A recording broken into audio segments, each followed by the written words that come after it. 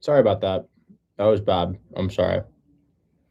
Edit took way longer than I thought. It was such a short video, but the edit just took so long.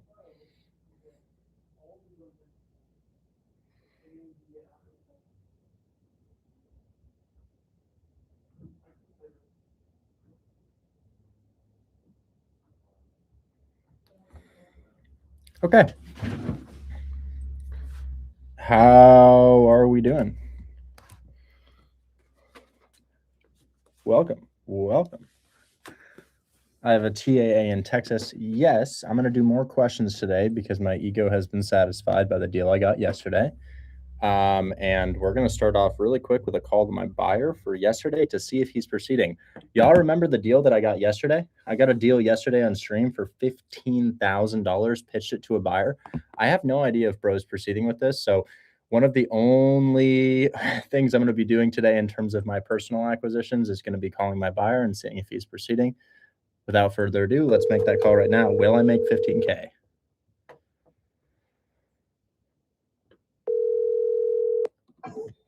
Hey, man. Richard, how's it going? I'm doing well. How are you?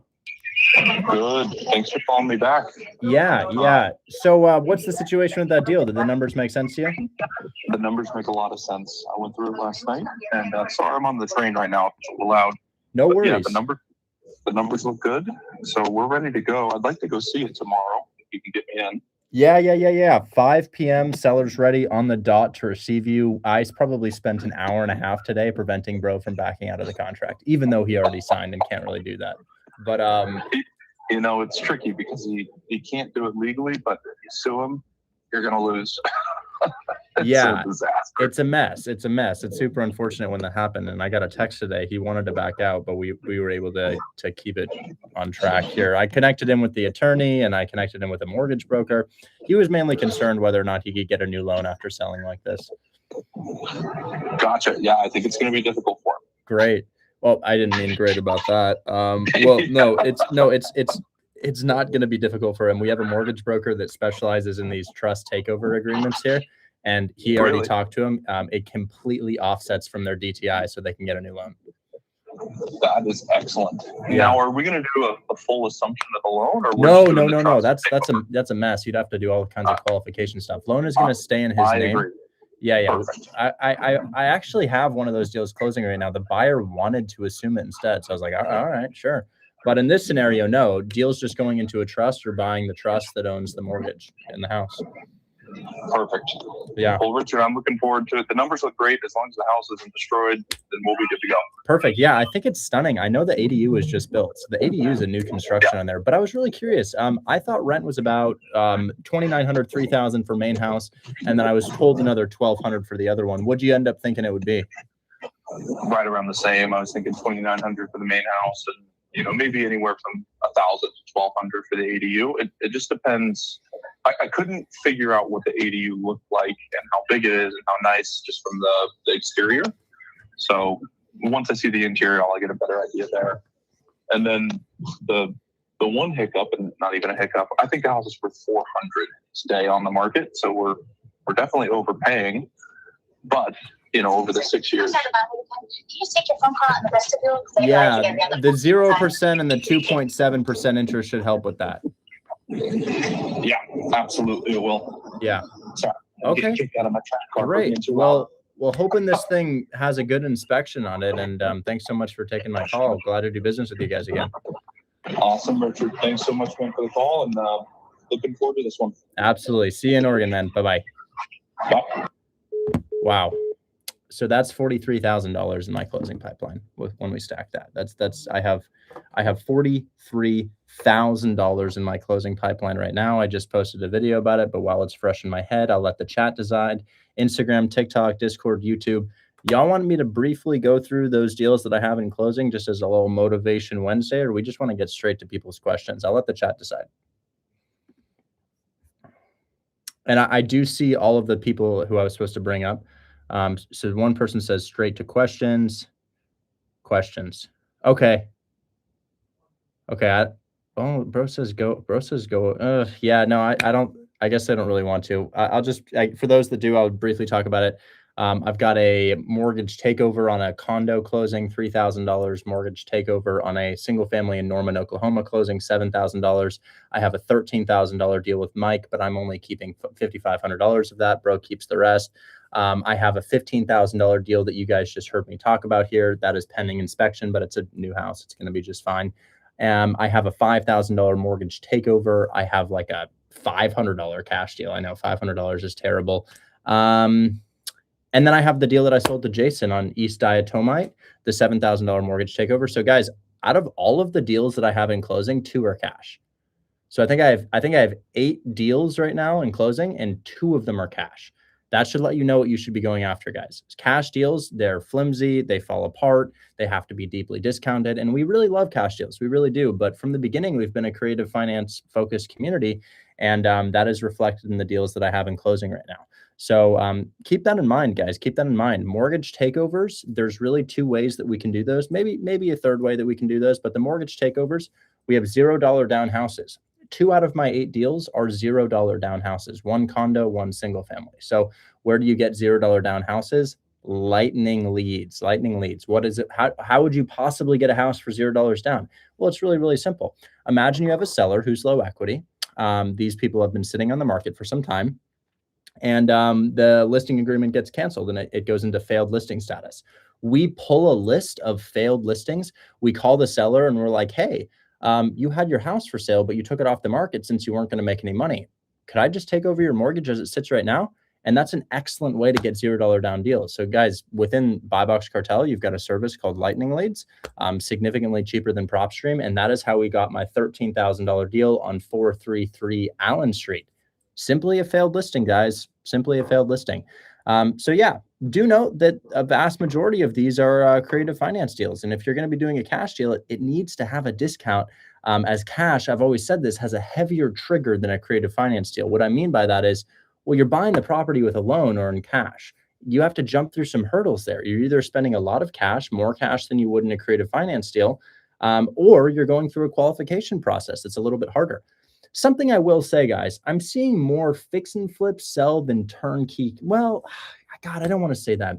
It is pretty 50-50. But one thing I really do like about fix and flips is that the buyer's expecting a shit box.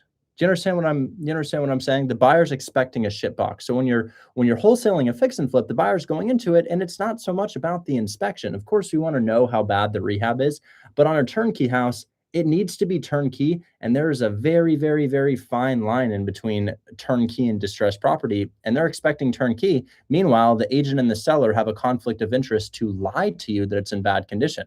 Whereas in a fix and flip, you know it's in bad condition. Does that make sense? So consider that. But at the same time, something that I'm seeing that we really, really, really, really, really like here, discounted multifamily.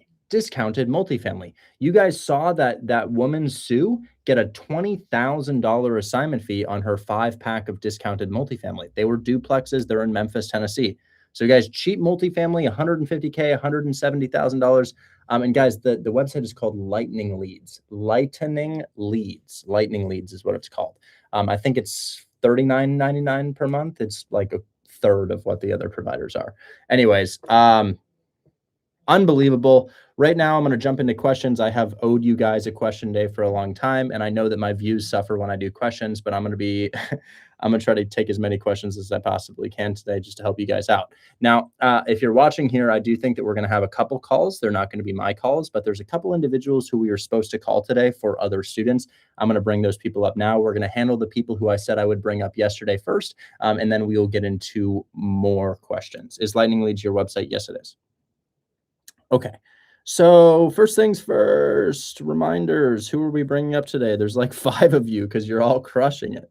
2 deals. Can you bring me up? Absolutely. But stay vigilant in the comments because this is probably going to take like an hour to get through these individuals here. Yeah, I'll try to be faster than that.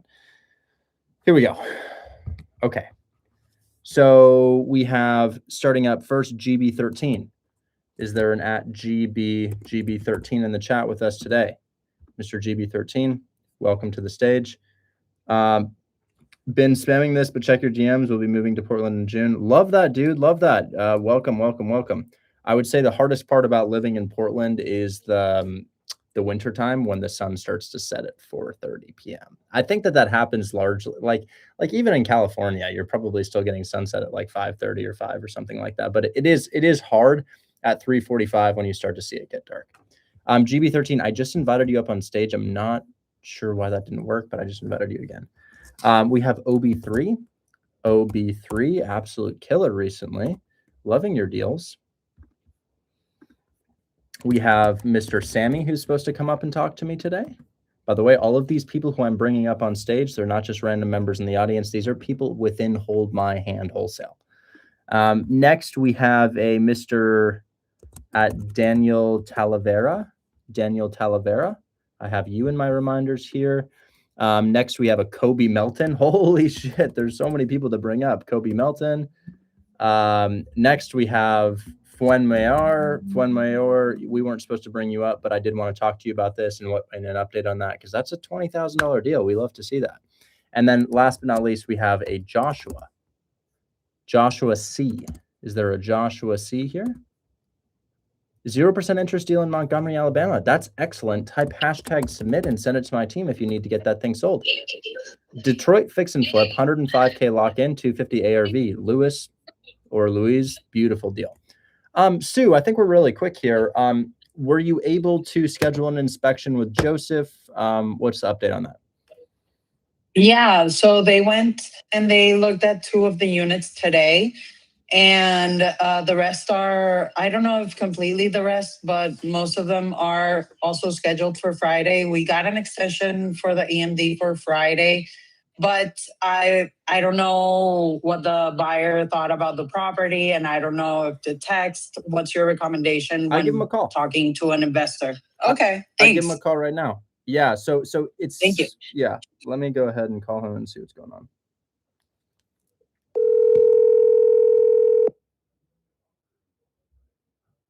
$20K assignment. Fingers crossed. Fingers crossed. Your call has been forwarded to. Doesn't sound like he's available right now. I'll shoot him a text. How did the 2 units you walked today look?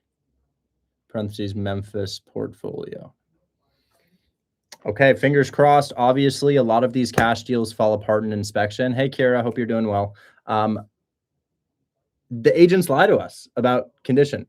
Yeah, so Bryce, I don't wholesale in South Carolina, but my podcast partner, Zach Ginn, still wholesales there. I can't necessarily advise that, but I think he has a way to make it legal. Not really sure how he does that, but there's so many other states you can do deals in.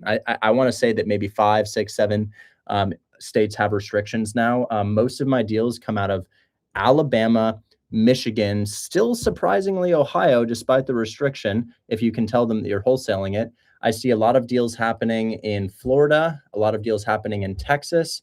And then occasionally, we'll see like a Minnesota, maybe a Colorado, something like that. But Midwest and South are my main markets. So Sue, I'll just give you an update whenever I hear back from him. Haven't heard anything yet, but I'll let you know if you stay on the stream. Kobe, what's going on, man? How are you? I'm happy, man. How are you? I'm doing well. How can I help you? Good. We were going to call a realtor yesterday. She didn't pick up. I remember. I'm concerned a little petty, but we'll see how that goes. Well, she doesn't have my phone number. And we've done deals here before. I will say the deal that you have here, guys, 205K, 10K down, 0% interest, $500 in payments. It's cracked. It's cracked. We did see something similar in Columbus, Georgia, with a slightly higher down payment on that last deal, 330 Mays that we did. But yeah, I'll give her a call right now and kind of see what's up with this.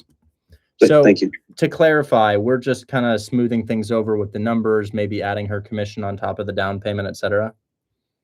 Yeah, just explain the process is the biggest thing, so that she's aware, and that she said her seller is kind of old school, and so she just wants to know the details before she gets into anything. I understand. The phone is ringing. Let's see.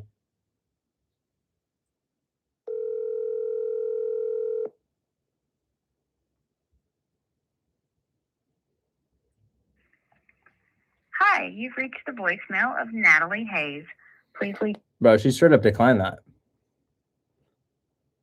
Yeah, that was for sure. Should I double dial, or Because that one ring like that and then disconnected means she clicked nope.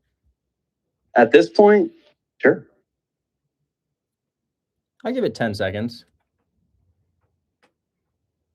In the past, I've lined up a buyer and basically resold 3 days after close. Oh, interesting. So you did kind of like an extended double close. Oh, Suppressor has a deal. Okay, Suppressor. Yeah, I got you.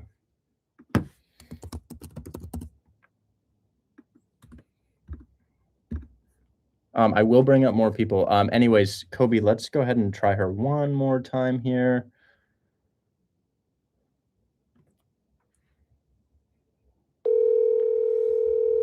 If you're having mic issues, leave and rejoin and it'll be fixed. Hi, you've reached the voicemail of Natalie. Here's a good question. Understanding what is a good deal versus a bad deal. Guys, it largely comes down to, are you renting it or are you flipping it? Like almost always that. So like a middle-class house listed at 350K that you get 50K below list does nothing for nobody. So how would I define a deal? Well, if it's a rental, we want to make sure that your mortgage payment on that rental is significantly below the rent. You're going to want to calculate cash on cash return for that. In order to find a multifamily where the mortgage or single family where the mortgage is significantly below, probably $200,000 and below, as the higher the price goes, the higher. And rent, starting at like $0 all the way to 200 kind of goes, right? Like a linear uptick. And then it starts to kind of very slowly flatline up. What do I mean by that? Well, a 600K house will rent out for a similar amount to a 700K house, but a 100K house will not rent out for a similar amount to a 200K house. 100K house usually gets $1,100 to $1,300, maybe even $1,400, right? Or Rochester, New York. Whereas a $200,000 house could rent out for as much as $1,700, if not more. But beyond that point, 200 to 300, a 200K house kind of rents out for the same as a 300K house, meaning it's kind of important to keep that price point low. So I would say 90% of our deals are below the price point of $100,000. Anyways, good deal versus bad deal. Are you flipping it? Is it in distressed condition? Because if it's in distressed condition, you're probably flipping it, either flipping it, turning it into a rental property with the BRRRR strategy. It helps to understand why buyers buy. So if you don't know why buyers buy houses, it's going to be hard, man. It's going to be really, really hard. So one of the things that we teach is what makes a buyer pull a trigger on a house, and what makes a buyer pull a trigger on a fix and flip is, well, I can put money into this property and I can renovate it for a significant profit. It's worth my time. What makes the buyer pull the trigger on a rental property? It's a combination of condition and cash on cash return plus location. All of this stuff is ironed out for you in Hold My Hand Wholesale. Okay, so Kobe, I am so sorry, man. This is going to be one of those leads that you're going to have to continuously follow up on. So, man, I would not recommend just trashing this lead. Let's continue to follow up, and I would imagine that in the next 2 weeks, you'll hear a peep. Yeah, I'll follow up with her in just a week or two, and if I get some traction, I'll see if maybe we can connect again on it. In the meantime, just make a bunch more calls and get more leads. So. All right. Well, we'll keep talking, man. OB3, what's going on? How are you today? Good, how are you? Oh, gosh, I just woke up smiling about the deal I got yesterday. It was still affecting me. I feel, man. Hey, I sent you the DM again for the property from Austin yesterday. So as the offer, it was 50K. They asked me 60K. Offer 50K on the down payments, and then the monthly payment was 800. So they want more. I said we can't give them more because what is bringing. It's bringing, like, when it's fully rented, it's bringing 3,600. So, plus, you put the insurance, the tax, everything, the expenses. So it's costing more. So I offer them 800. So we make 10,000 in cash flow. She said that's too. But it's a good place. If we can, put students there, rent to the students, it will cash flow big time. So if we can give her a call, explain to her, everything, Sure. maybe you can, yeah. Let me also, I have a couple of these. I have 11 property I just got today from a realtor. It's a multiple family. It's 11 a multiple family I got today. I would like to go through to that too, if you can. Okay. It's Yeah. depend- I'll try my best. So let me just understand the Austin house a little bit more. It looks beautiful, by the way. It looks like a really awesome property. Is this a duplex? Yeah, it's duplex, yeah. And it'll rent for something low, like what was it, 3,300? 3,600. 3,000. But when is the vacate right now? When is vacate? Okay, so each unit is going to bring in roughly $1,800. Yes, sir. Okay, so we got $1,800 coming in per unit. Each one is a 2-bed, 3-bath, about maybe 1,230 square feet per side. Okay, seems fair with the rent. Obviously, the price is a bit high for that rent. So, what were we talking about before? Whether or not a deal is a good deal or a bad deal. When I see that a property is $625,000 in Austin, Texas, and somebody tells me the rent is $3,600, what is the first thought that I think in my head? Well, wait a second. If I get a mortgage on $625K with market rates and the taxes that we have in Texas, I mean, 3,700, almost 4,000 maybe. I mean, taxes here are crazy. They're literally $1,000. Taxes and insurance are $1,000 a month. Your mortgage on this is probably close to 2,800. So I would imagine you probably pay $3,800 on your mortgage.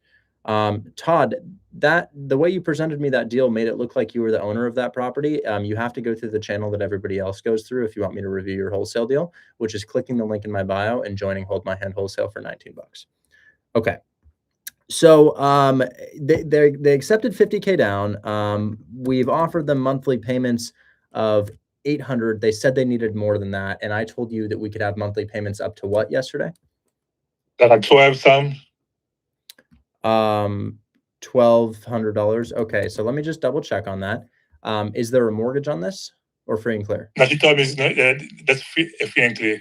Okay, so let's just say $3,600 comes in. I'll take 15% off the top, understanding that we have one unit occupied and it's in a desirable market. Taxes and insurance are literally $970 per month. Crazy. Yeah, you're right, man. I'm not gonna lie. 1,200 is probably our max. Okay. You're speaking to Miss Sherry Kennerly? Yeah. That's her phone number, personal phone number. Yeah. Got you.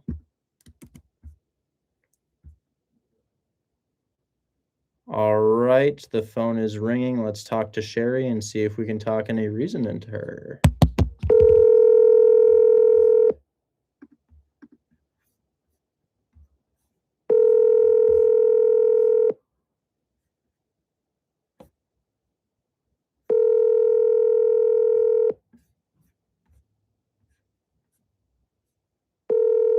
Yep.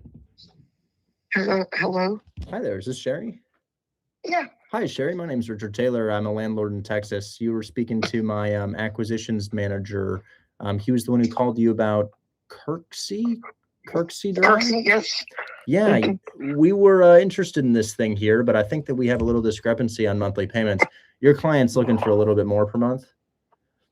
A lot more. See, you got to understand the way he looks at it. He's getting $4,000 a month. Why would he even sell? Right. I would honestly, I don't sell any of my property. So when somebody says that, I don't. Well, I mean, he's interested in selling, but he's not interested in, anything less than, a payment of that minimum of a payment. There's just no way. Of course. And I may not be the right buyer for this thing. I'm an investor just like him. So I'm looking for the difference between my monthly payment to the seller and what I can bring in and rent. But I'm sure we can increase. I understand.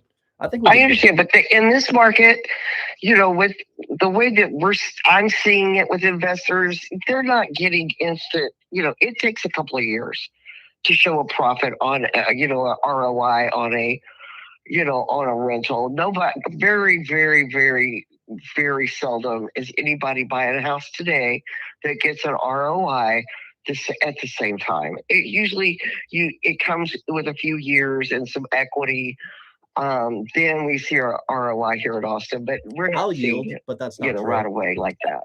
Totally understand. Austin's one of those really desirable markets, like top 5 places in Exactly. the US to live. So it doesn't Sure. really play by the rest of the rules of other markets. So I totally get that.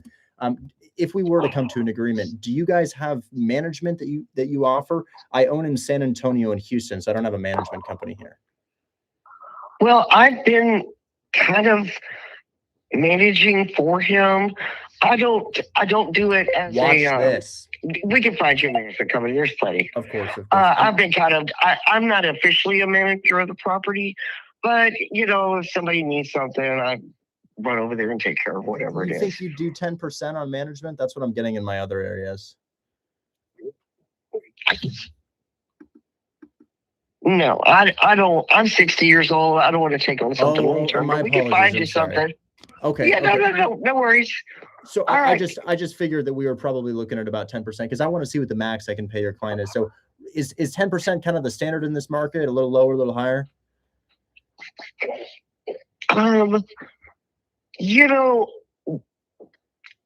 What I do personally, so I don't know what anybody else does. You would have to do some investigating. There's a big company, RPG. Look at the bigger companies' websites and see what kind of fees that they're charging. For me, I just charge 100% of 1 month's rent and then just keep an eye on the property whenever they need be. That's great. Okay. So roughly 8 to 10% or so. Okay. So the 4,000, if we have a normal management company, might be closer to $3,600 with that 10% off the top. Yeah. Yeah. Okay. And then I usually see about $300 a month in just expenses year end. So like if the garbage disposal goes out or if the grass has to be mowed, I usually see year end it probably tallied about 300. Even if someone. Well, you know what he did on this particular property? He just bought a home warranty. So anytime something breaks, he just sends the home warranty company over there. Got it. Like American Home Shield. Got it. I guess what I'm trying to say is I'm trying to figure out what I make per month on the rental. I would imagine that I would have some expenses above management since every time I go into my email, I see garbage disposal broken. My fridge won't turn on. You have to come fix this. I'm just always seeing these emails. So I'm going to look at the 4,000 as 3,600, 10% for management, and then about $300 off of that, understanding that I'm going to have some expenses of owning the rental throughout the year. That leaves me with $3,300, and that's what your client's making. So your client's making 33, but then he's got taxes and insurance of about $1,000. That brings him down to $2,300 net profit on the property, assuming 4,000 rent. We have to pay him out of what he makes in profit, and I'd give him the vast majority of it. I just don't know if your client needs all of the profit or if he's willing to sell to a rental investor so that they can also make a monthly return. Yeah, I doubt it. He's just not going to be, ideally, I think what he'd like to see is an owner occupant, one person living on one side and renting out the other side to help cover their mortgage. Something along those lines rather than do, some kind of strange financing that, he would, if he was going to do something like that, he would just soon just walk away from it, Hey. Anyway, I got to run, sweetie. Okay, so you're thinking that.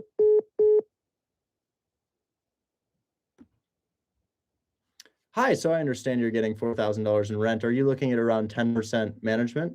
Got it. So your 4,000 is probably closer to 3,600. Yes. Okay. And then you've got $1,000 in taxes and insurance, so that 3,600 is really 2,600. Yes. And then for just expenses of owning a rental, that 2,600, probably 300 less than that. So you're making about 2,300 a month. Am I allowed to pay you out of the profit or no? No.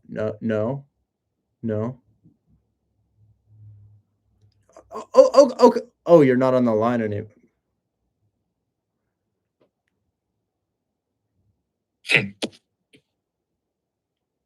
My name is Barbara. I've been having cigarettes for breakfast for the past 10 years, and honey, sweetie Boo Bear, it's just not gonna work. I have to run. Okay. All right, you run along now. Anyways, well, there's not much I can do there. I tried. I just sent you, I have like 11 properties to send me today by agents. It's a portfolio. It's a multiple family. Can you check it? Yeah, I can. Guys, my game plan was this. She doesn't understand what her client makes per month. You know, she said, why would my client be generating $4,000 per month and sell for less than $4,000 per month? And I'm like, I totally understand that. I'm an investor here. Let's talk about what your client makes per month. Your client makes $2,300 a month. Like, that's just how it is. I know that sucks. You're bringing in 4, but your profit margins are like almost 50%. So, you know, you're bringing in about $2,300 per month after all expenses. And I was wanting to explain those expenses to her by asking her if she did management. So I wanted to see if she did any management, so I could be like, okay, so you would charge me 10%. Obviously, after discussion, she kind of came to that understanding. And then I was trying to show her the profit figure that her client was making so that she understood that I had to pay her out of her profit figure. But I don't know. There's not a whole lot that I could do there. And I don't think there's much we can make happen with that one. OB3, you said there's another property you wanted me to look at here? Yeah, that's a portfolio. That's 11 property, a multiple family. From agents, I just build a relationship. He sent me the email today in San Antonio. It's 11 a multiple family portfolio. This is a seller finance deal, 10% entry Yeah. fee? Yeah. Are all of these free and clear? I think so. I believe it's free and clear. Wow, we're looking at a guy with a free and clear $4 million portfolio. It's pretty crazy.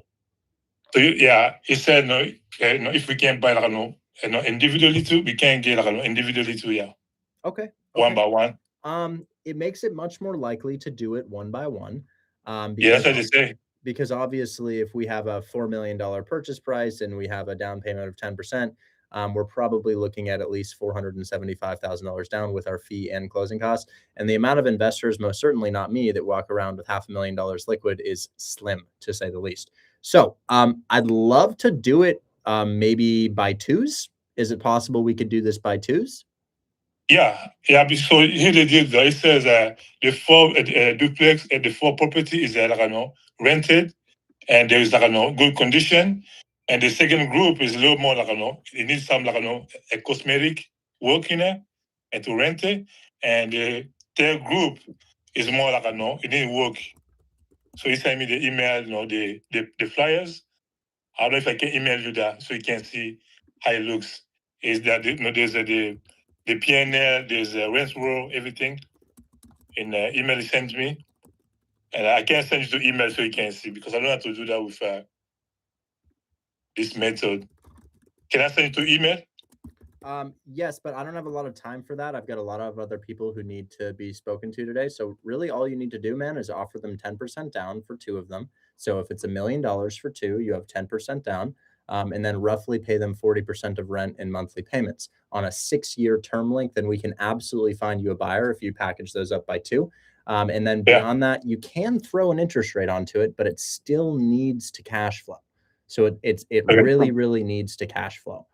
So I would just say that if you can start at 0% interest and just offer them payments, of course, whenever we're looking for 0% interest, we never say 0% interest. I got a 0% interest deal yesterday. We never talked about interest, guys. So the way that you get 0% is you never use it. You never talk about it. So I would present an offer with monthly payments, not discussing interest. And if they bring it up, you could probably stack anywhere from a 3 to 4, maybe even 5. Of course, 5% interest on $1 million is expensive, probably upwards of $6,000 or $7,000 per month. So I would say try to structure payments that work. But I'm happy to help you more tomorrow with it. I've just got a whole line of people who need help today. I feel that. Yeah. So just bring me tomorrow. I'll make the number. I'll work the numbers by my side, and then tomorrow I'll bring it together, and then we can see how it looks. And then we can go from there.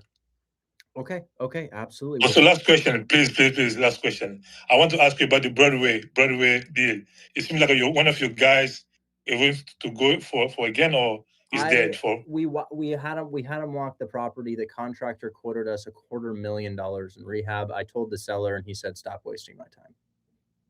Okay. Yeah, it's just the house is just wrecked, and you could kind of see it from the photos. It was super dilapidated. Challenging for sure. I feel you. Thank you for that, man. I appreciate you for putting your time in there. I'm very grateful for that. Thank you. Bro, are you juicing? No, I compete in natural and tested bodybuilding shows. This right here is a medal from West Coast Naturals. You can't take anything and do those shows. Also, you'd have a crazy acne and facial hair and like face whitening thing going on. Anyways, we're gonna talk to what was I gonna do? Oh, and I was gonna tell Andrew about my clip just now because that was a funny clip. Doing that voice kind of gave me a headache. Like my head is low key pulsing right now. Shit. Richard for persistence. Bryce, I see you, man. I see you, Bryce. Thank you for your persistence. I appreciate you. You have been brought up on stage.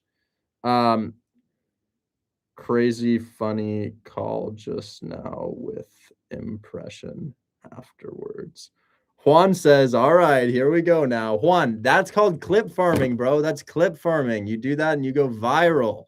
And honestly, a lot of my deals that I have in closing right now, they're coming from social media. Is my hat giving me the headache? Is it the hat or is it the voice? Let's just loosen this a little.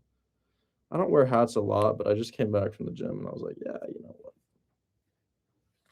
Let me up. Royal, just a sec. I got to go through these people. And Bryce, are you on stage now?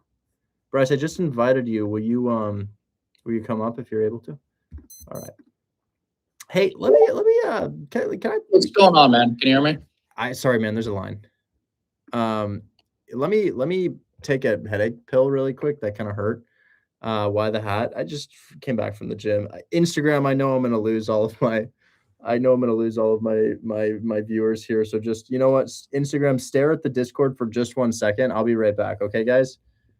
I'll be right back. I'm gonna take a headache pill. I don't know if TikTok is gonna ban me for saying that, but I'll be right back. I'll be right back.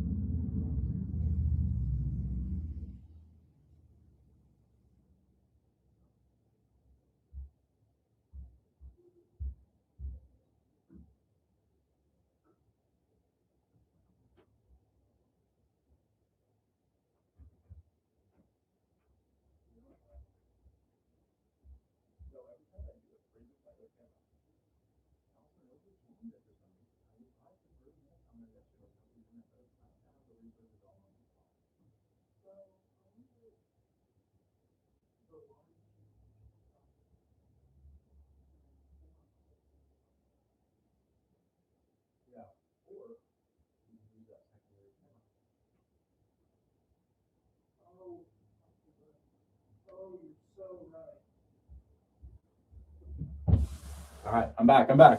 How many viewers did I lose? Oh my gosh, you guys are still here. Hi, Instagram. I'm protective over my 30 out of 500,000 viewers. Okay. Do be careful of the scams. People will follow you, DM you, try to sell you things. I only have one-on-one link, and it is in my bio. Let me try to call Joseph again really quick and ask him how that walkthrough went on those properties, the 20K assignment. See if he's available.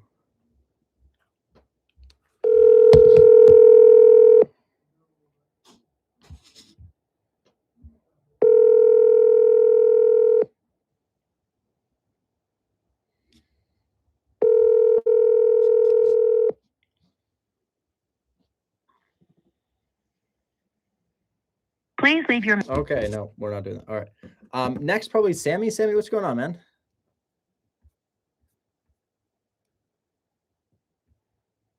Hello, Sammy? Yes. Can you hear me? Yes, how are you?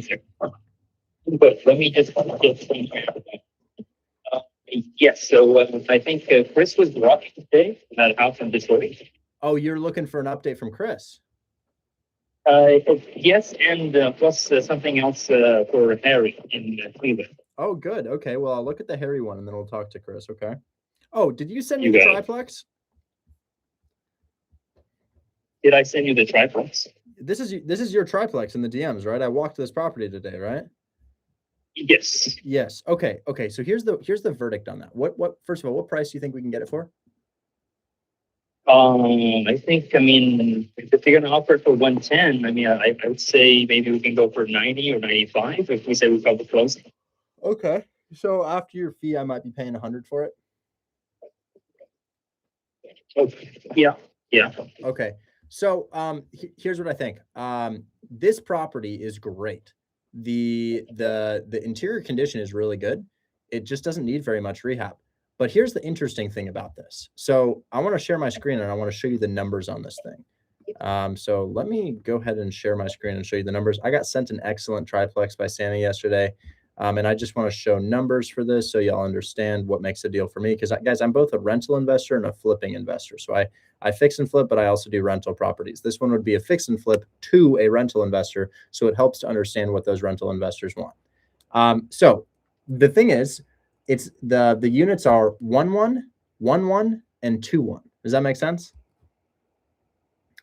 No, I believe he said 1-1, 1-1, and 3-1. Maybe Chris saw something else. 2-1, unfortunately. 2. So not a 3-1, 2-1. And then the other thing is they're not set up that way. There aren't ducts for all three. So we'd have to kind of rework it as a triplex. It looks like it's set up as a duplex and they kind of converted it into a triplex. So it's not fully set up to be a triplex. That's not a big problem. The issue I ran into on that was this. A 1-1 in Detroit rents for $700. So you get $700 for a 1-1 in Detroit. The other 1-1 rents for $700 and the 2-1 is roughly going to rent for about $1,000. So all in, we're bringing in $2,400.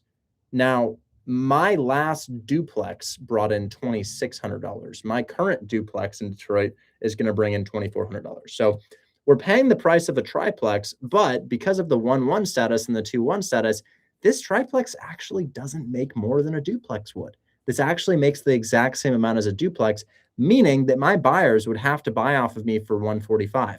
Now, there is a way to sell for more if you list it on the market. Unfortunately, I'm not really listing multifamily on the market right now. I'm just selling it to my buyers.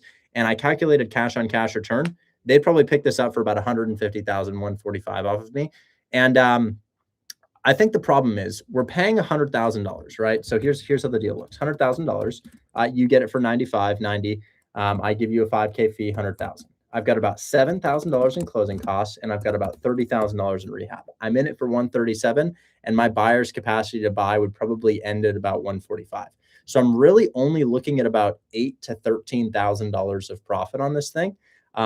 Ultimately, the issue is it's being sold for the price of a triplex, but this property is really bringing in the income of a duplex. So for that reason, it was a pass for me. However, I do think it's an appealing deal. I might try to lock this up for $85 if I were you, maybe even $90,000, and I'd submit it to my team. And chances are somebody else will pick it up who is waiting to sit on the market or who is willing to wait and sit on the market.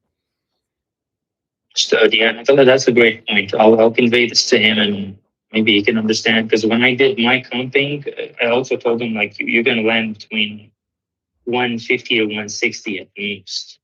His numbers is like big triplexes, all of them like 2-1. All the units, all the 3 units will be like 2-1s, 3-1s. That's hence the difference in the pricing. Yeah. So that was my feedback on it. It's not a condition thing here. It's more so just the income is that of a duplex on this.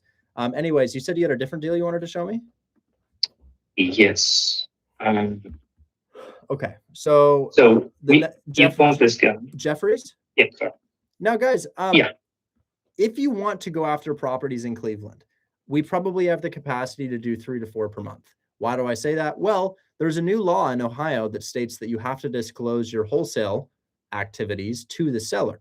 Now, we have a way to get around that. It's essentially make the offer and have a trusted buyer, which I only have a couple I trust this much, sign directly with the individual that is selling the property. And then they can pay us a finder's fee just by Venmo or wire transfer or something like that. So we can do deals in Cleveland and get around the non-assignment thing that we have going on there. We just you have to work with me directly on it so that I can pair you with a buyer that will sign in your place, sign a separate promissory note and pay us out on the day of closing. So I will go ahead and look at this. And yes, we are able to do Cleveland. I do have a couple deals in Ohio closing right now. So we have a duplex for 119,000. It looks like it does need some rehab. I can see we've got some missing shingles. The house. Do you remember? Sorry to interrupt. Do you remember the last time Harry was here? You guys comped this now. He was sitting next to you, and you guys figured out it would be between 150 and 160, I think. But obviously, again, I mean, they did just go on contract and fall out because of condition. I told him we would at least need it at 90. He said, I want someone to walk it first because he's afraid we're going to fall out based on contingencies of condition, excuse me. I told him we're looking for, I'll double check with my partners, but it's hard to me. We're going to be looking at it as a. I'm looking at it now. Probably. Okay, so what you're saying is we might be able to get this for 90. And then the buyer could probably sell this thing for about 140, 150. At least, yeah. Okay, cool. So Harry could be interested in something like this. You want me to schedule a walkthrough? He's actually in Cleveland right now. Yeah, that's exactly the one. Let's get some feedback on the viability of the deal first. I'm going to pitch it to him at 93 for a $3,000 assignment fee. And if he's interested, he'll schedule a walkthrough. Understood.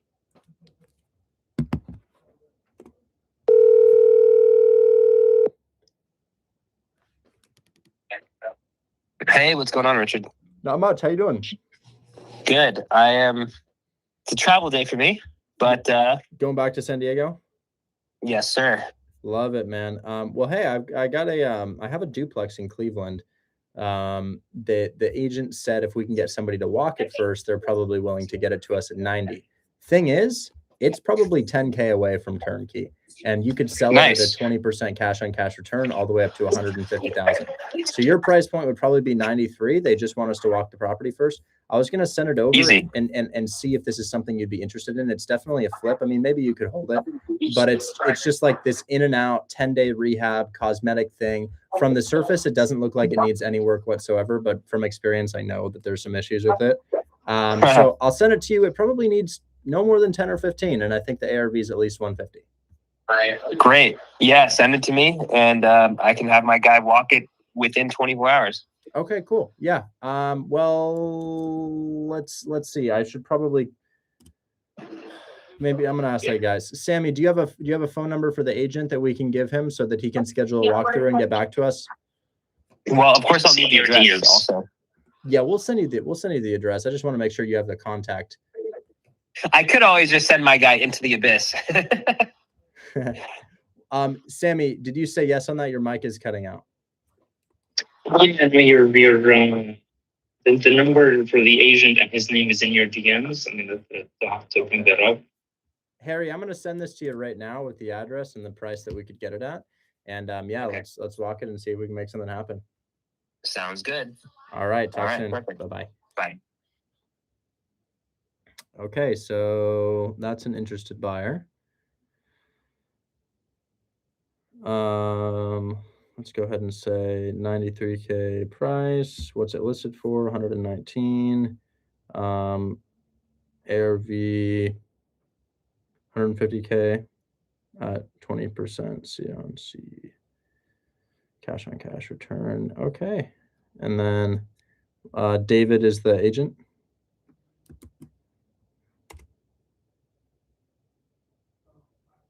I'm going to go with yes.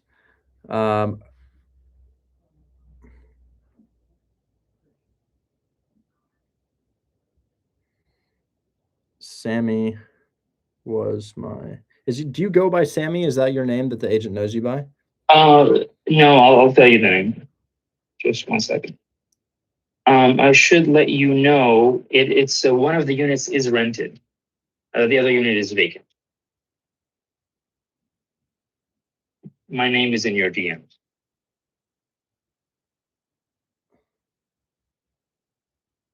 Okay.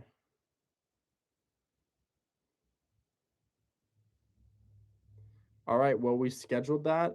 If he'll walk the property and call me back. Call me back if you are interested. Okay, so he'll check it out and then he'll call me back probably tomorrow or so, and we'll see if we can make something happen. Okay. Awesome. So should I, I'm sorry, I was cutting out. Should I text him and tell him someone will reach out? Yeah.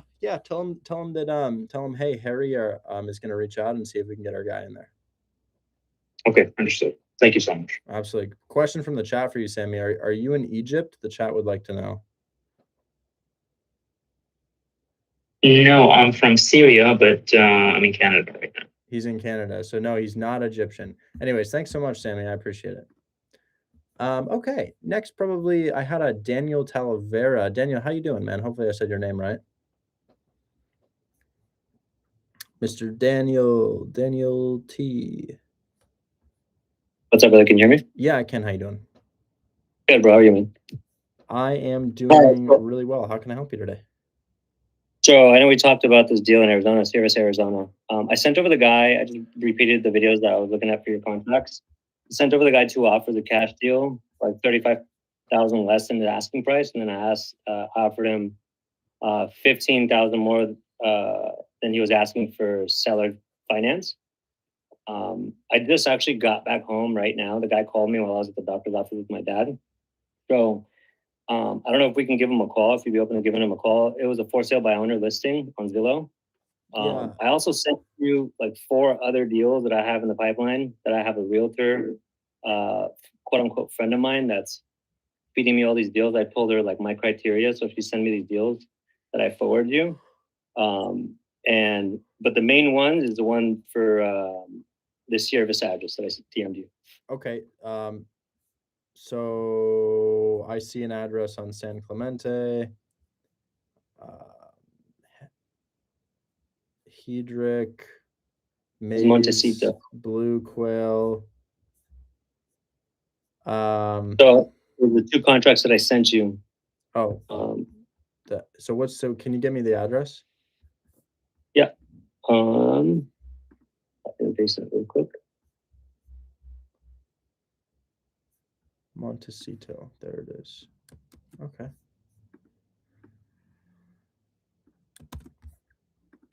So you said you made 2 offers here, a cash offer and creative finance offer? Correct. Okay, where is the cash offer at? So the cash offer was at 250. The guy's asking 285.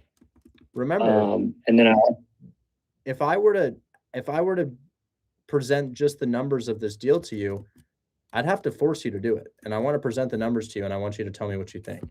So the house at 250, let's say you get it for 250, your down payment's 50,000. Your monthly payment here is about $1,700 all in. You're bringing in 1,500. So if I came to you and I was like, hey man, what would you say if I took $60,000 from you as an investment, and as a return, I gave you, well, I didn't, I just kept taking. What would you say? That makes sense. You give me 60 and I'll give you, I just take maybe $400 a month from you. Good return, bad return. So here's that. So the mortgage on your purchase price of 250 is, there's no mortgage. Getting clear. I was offering him cash, 250 cash. Right. So okay, what if I take 250 cash from you and I give you back $1,000 a month? Does that make sense? No. So if it'd take like 15 years to get the money. Yeah, you make way more in the stock market, way more in literally any other investment vehicle. So as for your cash offer, it's not on the table at all, because I get it, 30K below list, but your percentage below list is like 5%. You're like 5% below list. We need to be like 30% below list to get a cash deal. That's why I prefer cheap houses, because of the amount of money we need to go down by is a lot less. So for this particular deal, a cash offer, there's a couple of houses there that sold for like 300 to 310. Those are retail buyers. But remember, we sell to investors. So retail buyers will pay whatever retail buyers pay. But how do retail buyers find houses? Facebook, email blasts? No, they use realtors. So we don't sell to retail buyers. 90% of the time we sell to investors. Now, for an investor, if it's you give me 60,000, your payment is 17 and you rent for 15, That's not a good deal. So the down payment 60, the rent is 1,500, but our payment is 1,700. So it doesn't make sense to them, and it can't really be flipped either because it's just not a deep enough discount to be flipped. So we couldn't do that cash offer whatsoever. The seller finance offer is really the only thing that we could do, and I would imagine the seller's going to want to accept that 250 offer. If I were he, I would probably do the exact same thing. Now, if we could do the creative finance deal, it might actually make sense. That's the thing. The guy was like, "Yeah, man, if you want to do creative financing, I'm open to it." So that's good. That's good. I'm happy to talk to him about creative finance, but honestly, I can't tell him that we can do that cash offer. Yeah, that's fine. Who's selling that? Okay. Yeah. So where did we leave off on the creative finance deal? What are your terms? 300K. So, I asked him if I can amortize it over 30 years. I hit him at a $600 payment monthly at 0%.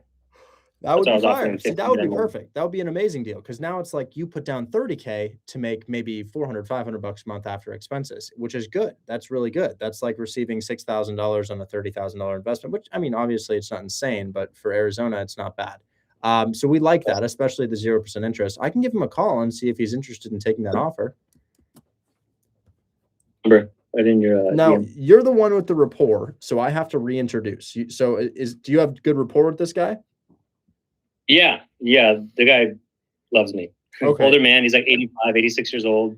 So He's if like, he "I'm more than really willing to work likes with you, remember, old people are skeptical of new individuals that call. So if he really, really likes you, it's best that you present the offer to him. Is there a reason that you want me to give him a call? Just kind of dial up the deal because I know he's gonna have questions. Like I couldn't explain and elaborate. I had another one of your members explain to me, "Hey, we can offer him to put the deal in a trust and blah blah." So I did that, and the guy's like, "What are you talking about?"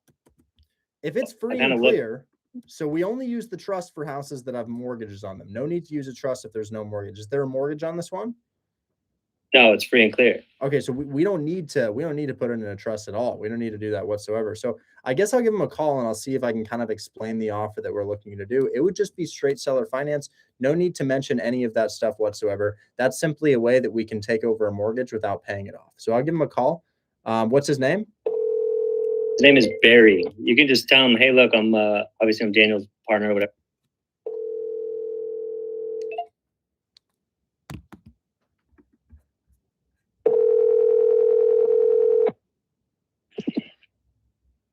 Hello. Hey there, Barry. My name's Richard. I'm Daniel's partner. He had made you an offer on Montecito Drive in Sierra Vista, correct? Yeah, I'm cognitively challenged here, whoever you are.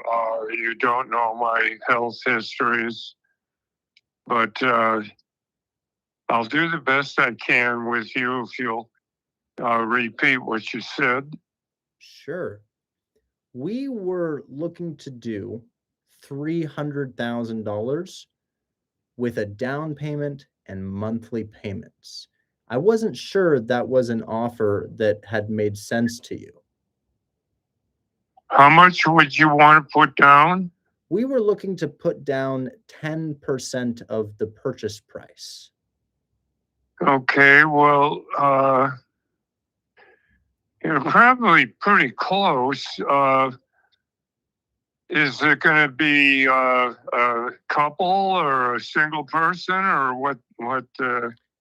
More so a rental investor. So I wish I were living in the property, but more so I rent out properties to generate income. So for this one, we looked at buying it with a loan, but the loan and its monthly payment exceeded the rent of the property. So we thought that the only way we could get it done was to offer you above your asking price to incentivize you to allow us to make payments. Well, that probably could be a possibility, but I hate to look forward to future income that isn't some way secured. Where are you located?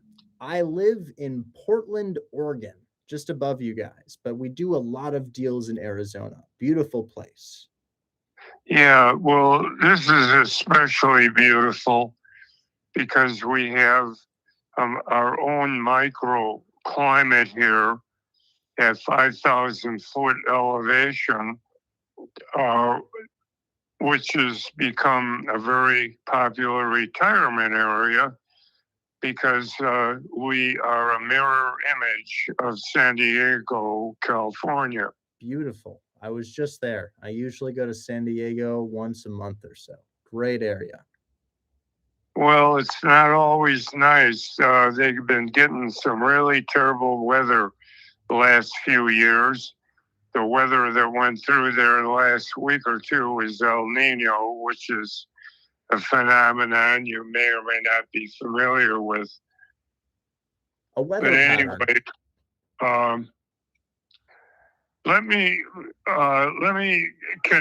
is this number good to call you back? Yes, this is my cell phone number, and I'll just tell you the offer right now. We want to offer the 300 so that it makes sense because you would be missing out on the full amount that you'd receive up front. So we kind of wanted to load the back end up, kind of like how the bank does with interest, and then we wanted to see if we could make you monthly payments. So the total deal is quite simple. It's $300,000 with $30,000 up front. Let me interrupt for a second. I've been doing owner carrybacks for 42 years here. Wow. And I also have a mortgage company and I am an appraiser. So I need you to know that I'm not starting from new here. And your idea is, it's a reasonable idea. And I would like to have the option to think about it. Sure. Would you mind if I called you back? Please take all the time that you need. We will be here as long as you'd like. Okay. Well, I got another call. Let me grab it and I'll call you back in a half hour, okay? Thank you, sir. Have a good rest of your day. Thank you. Bye-bye. I honestly feel bad even conversing with somebody like that. He should have his power of attorney speaking on his behalf rather than himself. So if he calls me back, I'll pick up, but I don't think it's appropriate to have financial discussions with impaired individuals, especially as a content creator setting an example for others. So I'll speak to him again if he calls me back. I will. But that's definitely on my mind. And yeah.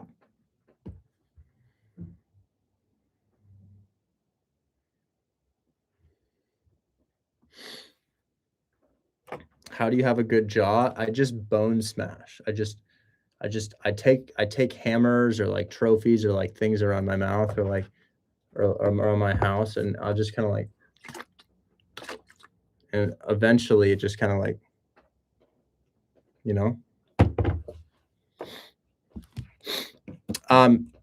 Anyways, we'll see if he calls me back. How do you deal with rejections? Same way you deal with cold water. You just go through it and there's nothing else you can do. And you get numb to it over time, just like cold water. So I'll put him in my contacts, and if he calls me back, we can have a conversation with him. But this is really not something I'd like to force.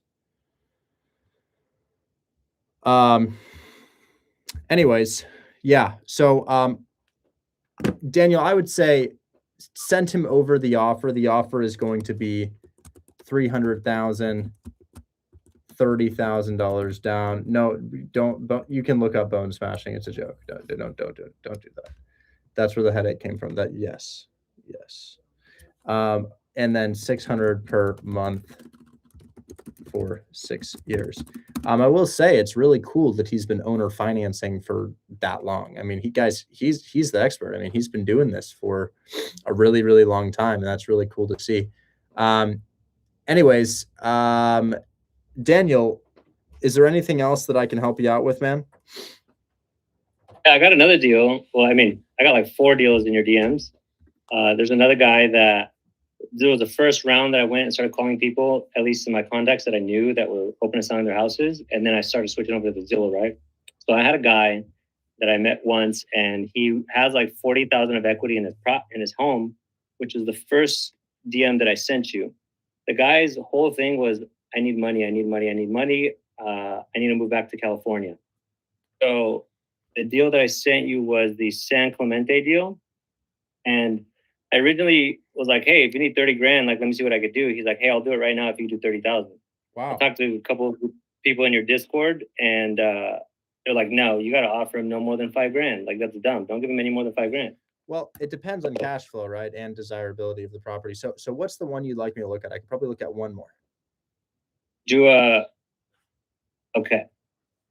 Well, I got 2 in there. One of them has a lot of equity, has like 100 and some thousand of equity. And then the San Clemente one is the one that's just a more 4.8% rate. The guy's mortgage is $2,100, but he has a tenant in there that's paying $1,950. Okay. So I you would want me to look probably at San Clemente? Yeah, or maybe the one with 100K in equity to see if we can get this thing sold. Okay, I see Blue Quail, Maze, Hedrick. Maze. That's the one with 100 and some thousand of equity. So you want me to look at Maze? Yeah, that's fine. And then that one was a foreclosure that had the realtor friend of mine get under contract. That one is like $20,000 of back pay. And the realtor is I have essentially in the back of my pocket. So she's like, let me know what you want. I just wanted an assignment fee too, because I'm familiar with wholesaling. But she's like, I'll give you a deal that has 100 and some thousand of equity as long as you can get a buyer for me, and obviously me get some profit in it as well. So okay, this is in Marana. Marana is a bit rural, not tremendously, but it is a bit rural. And I actually had a deal in Marana, and it didn't sell at $0 down. So if this is a deal that doesn't cash flow, I guess I'll ask you this: what's the interest rate on it? 2.9. Okay, good interest rate, and 2.9, and then the modification is done for 3 months, and then it's dropping to $1,800 a month. You say 3.9 or 2.9? 2.9. Very good. Very, very good. Okay, so let's just see if it cash flows first and foremost, because in a market like this, cash flow is going to be important. Now, guys, I've got a deal in San Diego with a 7% rate, no cash flow whatsoever. The difference is it's in San Diego. So yeah, rent is about $2,100 per month. And then looks like you have a number of mortgages on here. And then your payment, you said, is going to be $1,800 after the loan mod is complete. Correct. Okay. What amount do you think we could give them down? Looks like they owe 283. Looks like they're in pre-foreclosure, and looks like they have an asking price here of 300. And well, what's their asking price? I can't see. So the asking price, I think this one was 370, 380.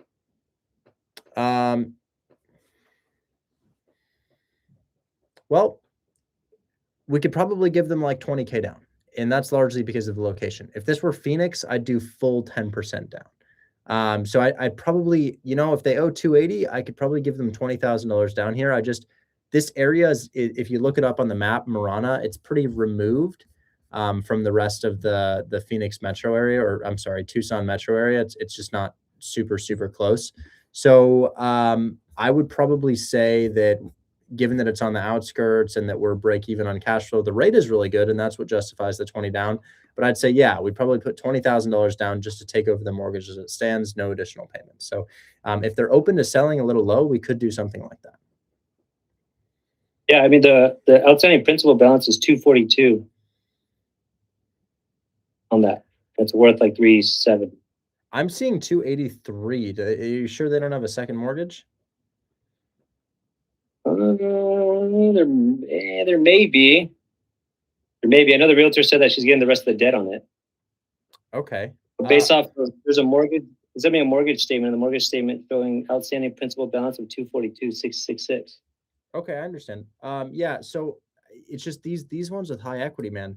There's not enough room to make them payments for their equity, right? So we can't take over the debt, give them a down payment, and make additional monthly payments. We would just have to give them a fee to take it over. And that's because of the cash flow. So I think somebody would pick it up if we could get it for 20, maybe $25,000 down, but I really wouldn't push the envelope on 20. Got it. Easy. Cool. Yeah. Now, I'm going to tell you some rules of thumb for the deals that you're doing. Okay. You might want to record this because it gets a little complicated. So I just want to tell you what sells and what doesn't sell in terms of mortgage takeovers. Okay. Yeah. So if you're making a lot of calls, and I actually do want, can you see my screen right now? Yeah. Okay. So if you're making, oh no, did I get signed out of WAP? Oh gosh, I really need to sign back in. We have a program called Lightning Leads, and Lightning Leads shows off-market failed listings that are low equity. What I mean by that is imagine somebody who's low equity sitting on the market, then the listing fails. You can skip trace them directly and have a conversation with the owner after their listing has failed. So that's really, really powerful. Now you can do those on more expensive houses like 300, 400, 500K. But most of the time with a high interest rate, it's okay to have a high interest rate. It's okay to have a 6 or 7% interest rate here. Obviously 4 to 5 is a little bit more desirable, and 2 to 3 is very hard to find nowadays. But if you have a 5 or 6% interest rate on a 400K property and it's a failed listing, it would make sense for the owner to just let you take over the debt as it stands, and you can get those for $0 down. So the rule of thumb for houses that are in the 300, 400, 500, 600K price range for mortgage takeovers is if they have a bad interest rate and don't cash flow, it needs to be $0 down. Finding those houses on market is impossible. The reason why it's impossible is because there's a realtor attached to it, and the realtor needs to be paid no matter what. So they need to be failed listings. That's the first thing I'll let you know. However, you do have houses in Detroit, Birmingham, Brownsville, Texas, Milwaukee, Wisconsin, all of these cheap markets that we do, where the houses are listed for $120, $90, $110, $150,000. And you could take over that debt even with a 6% interest rate at a 10% down payment. The reason for that is because these properties cash flow even with a 6 or 7% interest rate. The mortgage payment is still below the rent. The other rule of thumb, which it seems that you are running into, is if you have no cash flow and a beautiful interest rate, you could probably put 4 or 5% down. Meaning that if you have a 400K house in Phoenix, Arizona, and it has a 3.3% interest rate on it, and it owes $390,000, you could still probably give them upwards of $20,000 down because it's got that beautiful interest rate on it, and people will buy those properties for alternate purposes. Like perhaps they'll do what Jason does, and they'll do a tenant buyer where they'll resell the property on a higher set of payments, collect a down payment, and give them an option to purchase at the end of their term. So to reiterate, cheap houses, full 10% down. I don't care about the interest rate. That shit cash flows. We do cheap mortgage takeovers constantly. I've got like 3 in closing myself, and I just closed another one with my contractor. If the house is high price point, $300, $400, $500,000, high interest rate, the only way to do that is $0 down, but you can't really find that in the market. If the house is in the same price point and has a beautiful interest rate, which you can find on the market, you can put anywhere between 4 and 5% down, understanding that location is very, very helpful. You want them to be in a good spot. Rural deals just kill all rules. It's very hard to make a deal happen if it's rural. I'm going to waste my time on rural deals then. Yeah, just avoid rural entirely. There's nothing to do there. I will say there are some rural deals that make sense, and those are mobile home parks. So mobile home parks are almost always rural just because the cities don't want them to be in the city area. Obviously, people don't really want to be next to all the mobile home parks. So rural mobile home parks, if you ever run across one of those, that can work. So I have a one in Sierra Vista. It's massive, bro. It has water rights, 40,000 gallon water tank. The city's been trying to buy it for like 20 years from this guy, older gentleman, like 80 years old as well. Mobile home? Mobile home park, yeah. He emptied out the whole entire park. All the lots have utility, have everything, all the connections to it. He has some commercial units on it. He has water rights to a Circle K that he's renting his land to. It's 143 acres. I understand. And the guy... So 143 acres. I am not much of a land guy, and if the mobile homes are not already on there and cash flowing, it becomes very, very hard to do it. So I just don't really do any land whatsoever. It's not to say that it can't be done. I'm just so unexperienced in it. So if you have a mobile home park with actual mobile homes on it, great. Yeah, we could definitely take a look at something like that. We've got a really great buyer in the community for those. He's already got like 5 of them. Nice. Would you be able to recommend me to somebody that I can connect with? He's a group leader. He's a group leader. His name is Jason. Jason Ellis or at RR. at RR. So I got this guy owns 12 mobile home parks, and he's going to sell me all of them. This is perfect. I would 100% talk to RR. I can help you through understanding numbers for mobile home parks, but obviously we have a long line of individuals who I need to talk to today and not a whole lot more time. So I do need to move on. No, makes good, man. Absolutely. No, you're good. I appreciate you, bro. So RR, I'll definitely reach out to him. You have a blessed one, man. Thank you so much for taking the time. Absolutely. Best of luck to you. I want to say next might have been GB13. Hey, GB13, what's going on, man? What's up, brother? Yeah, man, we have the buyer walking tomorrow at noon in Detroit. You wanted to bring me up today. I don't know to talk about it. I mean, I also have 8 other duplexes that I can lock up. Oh, in Detroit. Dude, are you the guy who I got that, what was it, $12,000 assignment fee? Yeah, I mean, we're contingent on him walking tomorrow. Oh, beautiful. Let me try to I've been trying to reach him. Rodney visited the multifamily duplexes in Memphis and said everything looks great. Sue, you're in the money. EMD extended until Friday. So where's Sue? Sue, are you still here? Dude, Sue, I can't believe that. Let me just talk to her really quickly. I'll get back to you one sec, GB13. You're good. I can't believe that. So Sue, you're 2 weeks into Hold My Hand Wholesale with a $20,000 assignment, and we just passed inspection. Is that the case?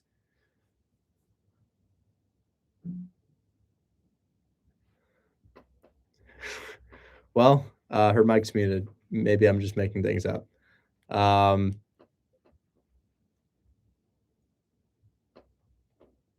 right. Sue, you just click. And then I don't need, there you go. Oh, do you hear me? Okay. Yes. Hello? Yeah. Okay. Do you hear me? Yes, I can. Okay. Yeah, I've been doing this for only 2 weeks, and the craziest thing is that I'm so grateful. I'm a stay-at-home mom, and I've been doing this while in the moments that I can, I organize my call list in the nights before, and I usually talk to the agents throughout the day. And it's just literally, if you try a lot and with a little oomph, as they say, you can get it. I love that. Yeah. So Sue, this is incredibly rare. I mean, we don't do this type of deal very often, as I initially told you when we saw it, but I looked into it and the numbers made sense to me. Sent them to my buyer. Numbers made sense to him. He walked it today. He said that they looked good. I think he might have walked most of them.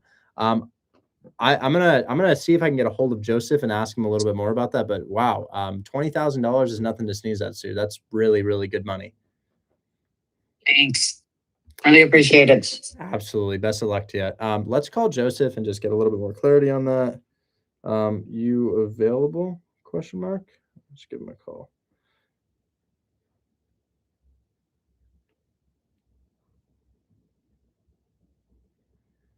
And phone is ringing. Gosh, I really want to talk to him. I hope he picks up.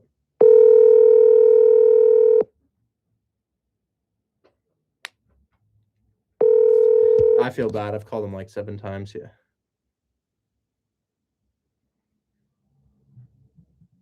Montecito Drive. Oh my God. The owner, the developmentally disabled owner is, or maybe old age. Richard Taylor. Yeah, it's Barry calling back. Hi, Barry. How are you? I'm not doing very well. I'm sorry to hear that, man. Well, I've outlived my peer group already, so I can't complain. But I'd like to think I got a few more years left. I'd like to think that as well. Now, Barry, I do want to be fully transparent here. We're talking finance and numbers, and obviously you're an expert in the field and been doing this much longer than I have here. I want to make sure that all of this is being properly conveyed to you based on what you shared with me about your mental status earlier. So is there anybody you think that we should include in this phone call just to make sure that everything's being done above board? Well, what I have so far is you want to the 285 to even 300. That's correct. That's correct. Looking to And offer. And you want to use the figure of 10% as a down payment. That's correct. $30,000, sir. Yeah, and you want me to carry it back at 6% interest. Well, I'm sure we could structure an interest rate within here. Absolutely, we can do that. My main concern is keeping my payments below the rent, which for me is about $1,700, and 6% interest is also about $1,700.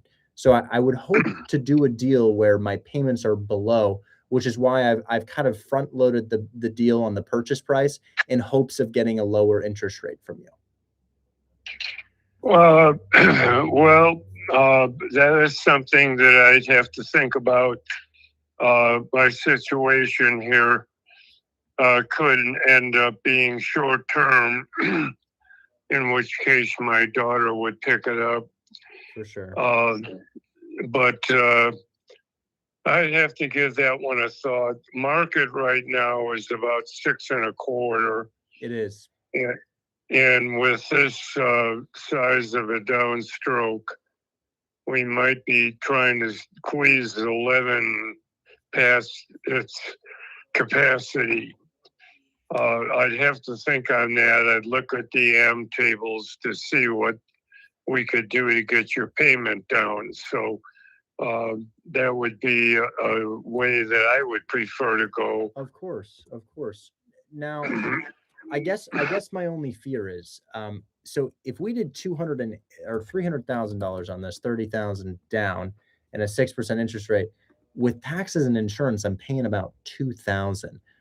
So what I usually like to do is I like to give you all of the interest on the purchase price and structure principal only payments within that make sense. So even if we went up to $330,000, obviously there's a lot of interest to recoup there, but we're only looking at a 6-year term.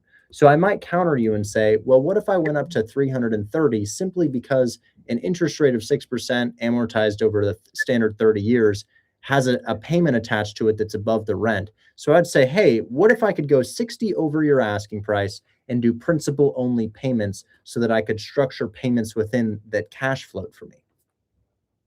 Well, that's a strong possibility. I've got some big money out on pretty much the terms you're suggesting there. So I'm quite familiar with that sort of arrangement. Let me just stop the show here momentarily.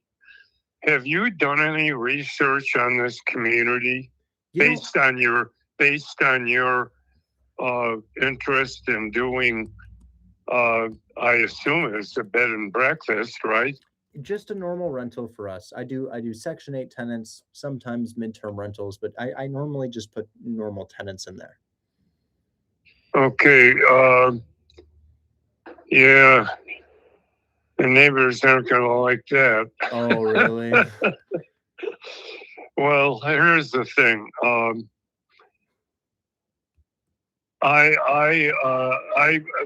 My future is not long term, and I've got a daughter. She lives on the East Coast, so it doesn't matter really what I do. But the last thing that I would like to see this situation turn into, and I'll qualify it after I say this, what I'm going to say here.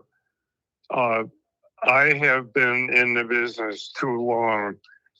The Section 8 situation creates ghettos. This is not a ghetto neighborhood. In fact, unless you've been here and seen the atmosphere or the ambiance, if you will, of this street, this house, and the lovely green park across the street, as well as the Arizona sunsets and the mountain background. You'll understand where I'm coming from here. Now, this city park that's here is the reason I purchased this house. I bought it in 2016 with the idea of putting it in to rental as a B&B. And we have we had one of the largest military bases in the Western states. And it's an all high-tech thing. We build Tomahawk missiles. We've got factories building these, what do you call them? The self-flying machine? Drones. Drones. We build drones here, armed drones. And there is a lot of high-tech activity here, both at the factories, which are off base, as well as research and development on the base. So we've got highly educated engineers coming here, for anywhere from a couple of days to a month, maybe 2 months, and they want a nice place to stay. And Let me go ahead and what research in this area a little bit, and I can definitely call you back and see if we'd be open to the bed and breakfast, because I do understand about the retirement community and the tenants and the negative connotation associated with Section 8 tenants. So I think you're right about that. Allow me to do my research, as I'm an out-of-state investor, and I'll reach back out to you. Okay.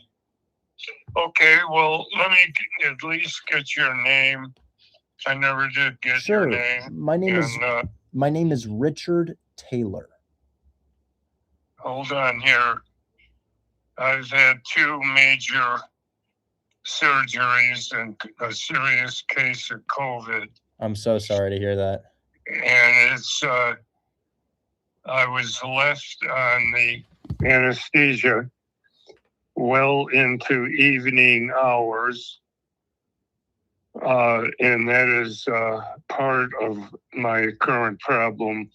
Okay, is it Rich or Rick? Richard Taylor. Okay, Chard.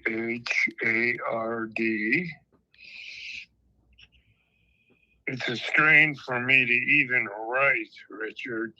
And I think I wonder if it might be better for me to speak with your daughter about this sort of thing, but allow me to do my research on this, and we'll get back to you. Okay, Barry? What is the last name? Taylor. Taylor. Taylor.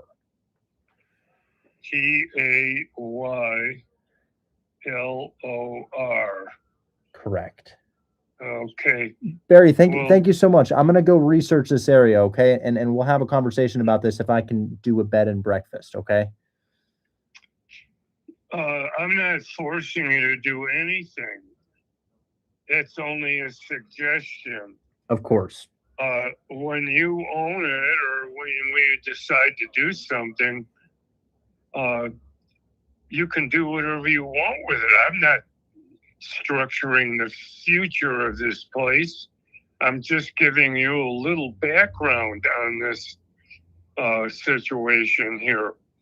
I never lived in the house. The house has never been lived in under my ownership. Did you know that? I didn't know that. Okay, being a realtor, I helped develop part of this community. I cherry picked this thing. I waited until I saw it come online, and I went over and I snapped it up because of the ambiance, the park, the mountain range, the location. We're only a half a mile from 3 major grocery stores, which is a big thing here. But anyway, you need to take some time in the future, I can tell you a little bit more about the community. Of course. And Let me go ahead and research it. I've got a couple other calls I have to make before it gets late, and most of my deals are in the South, so it's getting a little late over there. I understand, but you need to engage research on our military. It's called Fort Huachuca.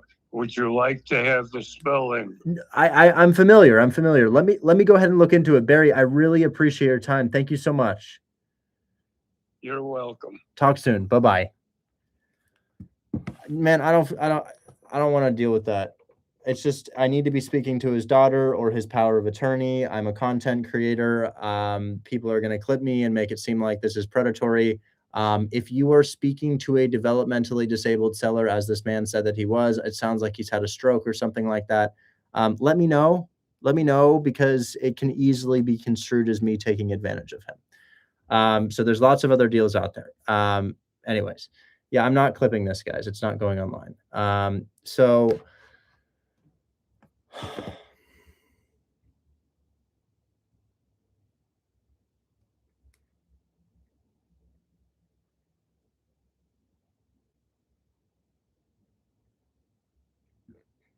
okay. All right. I got to move on. I'm so sorry. GB13, I didn't know that would happen right there. You're all good, brother. What were we talking about again? Yeah, we got the guy walking tomorrow in Detroit. I also have multiple other duplexes that I can take down. Sent you a couple of them. Okay. Yeah, I mean, whatever you have time for, we can move on to the next person. I could probably look at one of the duplexes. You want me to check? Oh wait. I remember 12,000. Fullerton. Inspection get scheduled on that. Yeah, we got him walking it tomorrow at noon. That's last I heard.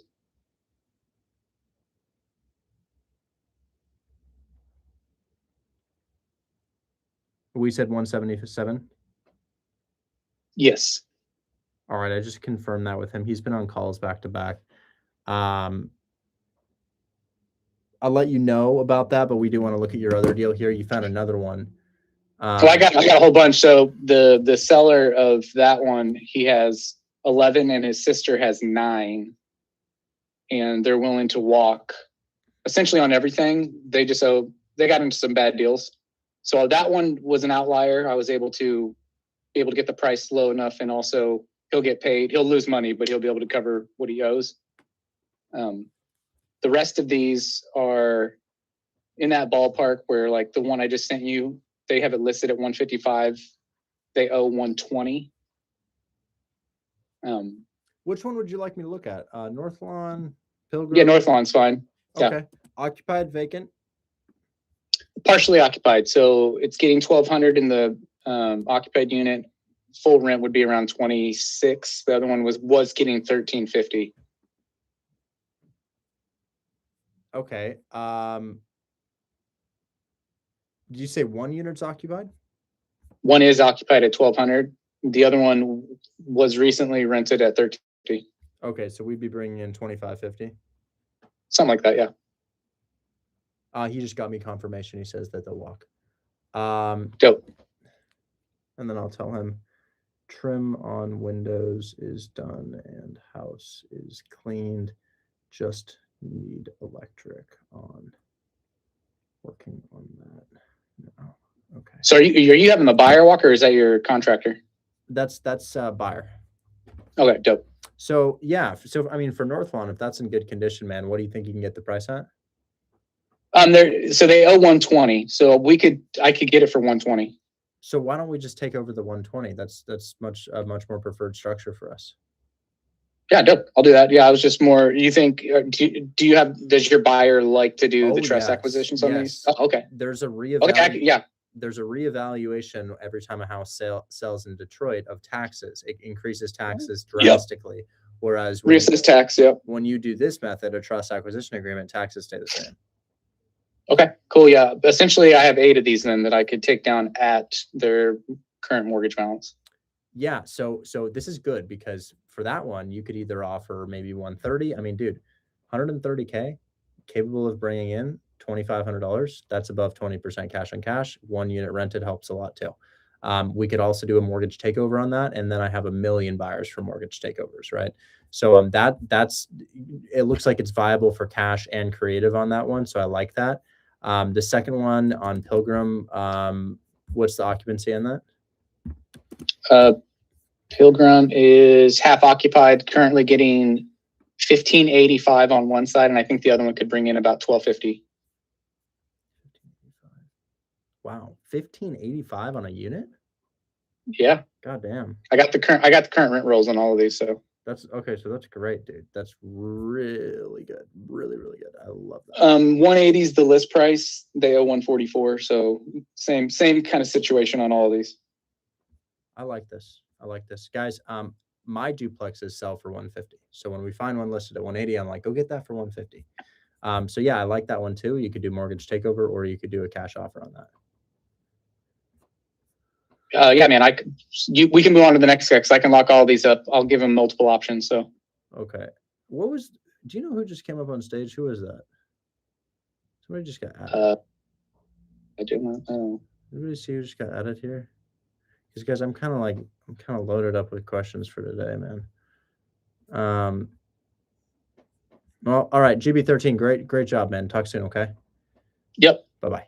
So we'll have that walk tomorrow, and I'll let you know how that walkthrough goes. If that goes well, that's $12,000 for you. Probably next, maybe John Callan. Hi, Rich. How are you? Hi, I'm well. How are you? I'm doing well. I got 4 fixed envelope deals in Longview, Texas. Oh, I saw your comment yesterday. I wanted to see that today. Tell me about it. These are off-market deals. They're in the same neighborhoods. I have the pictures. 4 of them, total purchase price is going to be like 200 to 1K. I have 2-3 bedrooms under contract for 60K. I think 62.5, and 2 beds for 40K each. Okay. And the ARV is around.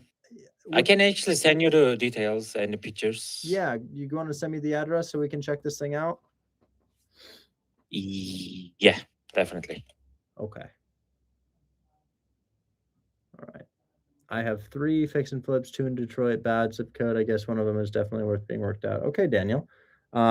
If you drop it in the chat, one of our members can probably help you out. I just have we got a lot of people on stage right now. Somebody says Longview, Texas is rural. I feel like I've heard of Longview, Texas. I just leave the addresses on your deal. Yeah, 85,000 people live there, man. I'll take that. That's okay. There's tenants there. Whoa. Bates? Is this Bates Street? Yeah. You can find I think you can find the addresses on Zillow. They're mostly like not non-pictures. They're off market, but you can find the pictures on the Google Drive files. Okay, I guess weird. When I click on this thing, it looks like it's a piece of land. Yeah. They changed the addresses on the street, so I typed in the new address, the 2319 address. Will you want me to type in the old address? Is 2315? It's like 2315 Bates Street, #B. On the, it's kind of like 2315B. Okay. So this is kind of deep, man. This is like, are you looking at this for a fix and flip? Yeah.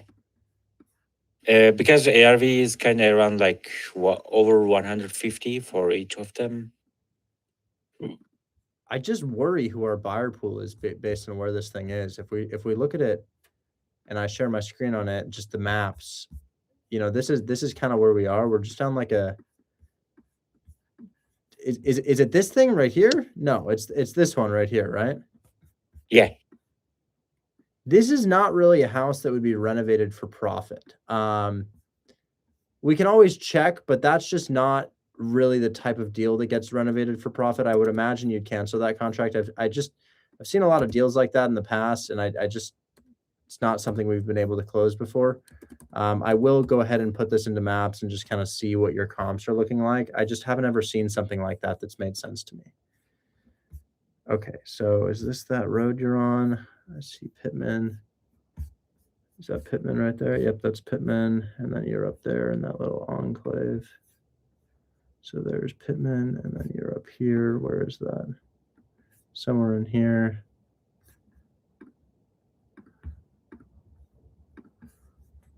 Pittman.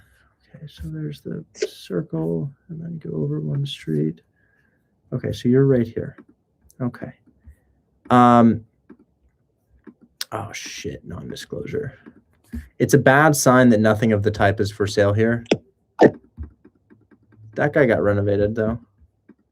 I have actually sold as it comes with the numbers. Yeah, I got it like from a real estate agent. Okay. Is it a one? Hashtag B. It's the second one. Prop stream. Oh, here we go.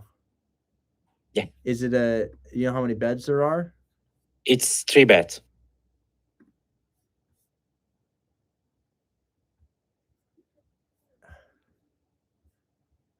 Where are you seeing comps?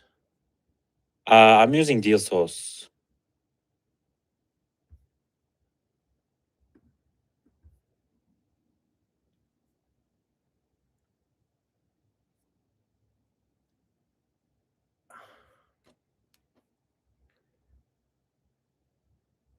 I don't know how we get this done, man. As an investor, you know, buying in Longview, Texas, obviously, you know, it's a smaller area, but you want to buy here. You want to buy in the center where there's listings.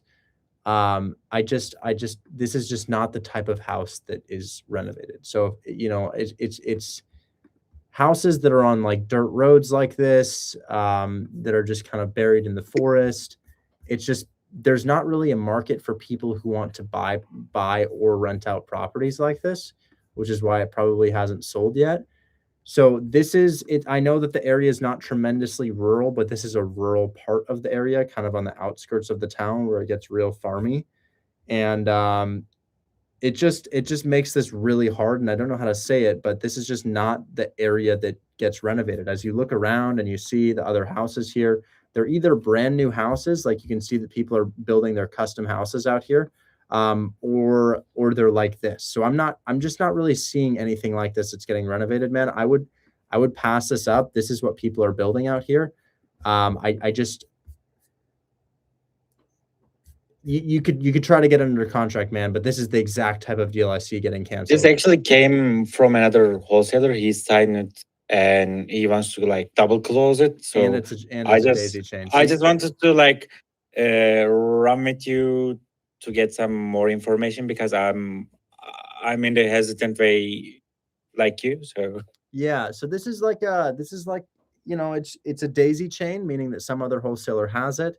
And then beyond that, it's just not a flipping house. The seller is just like the old guy you're speaking with. The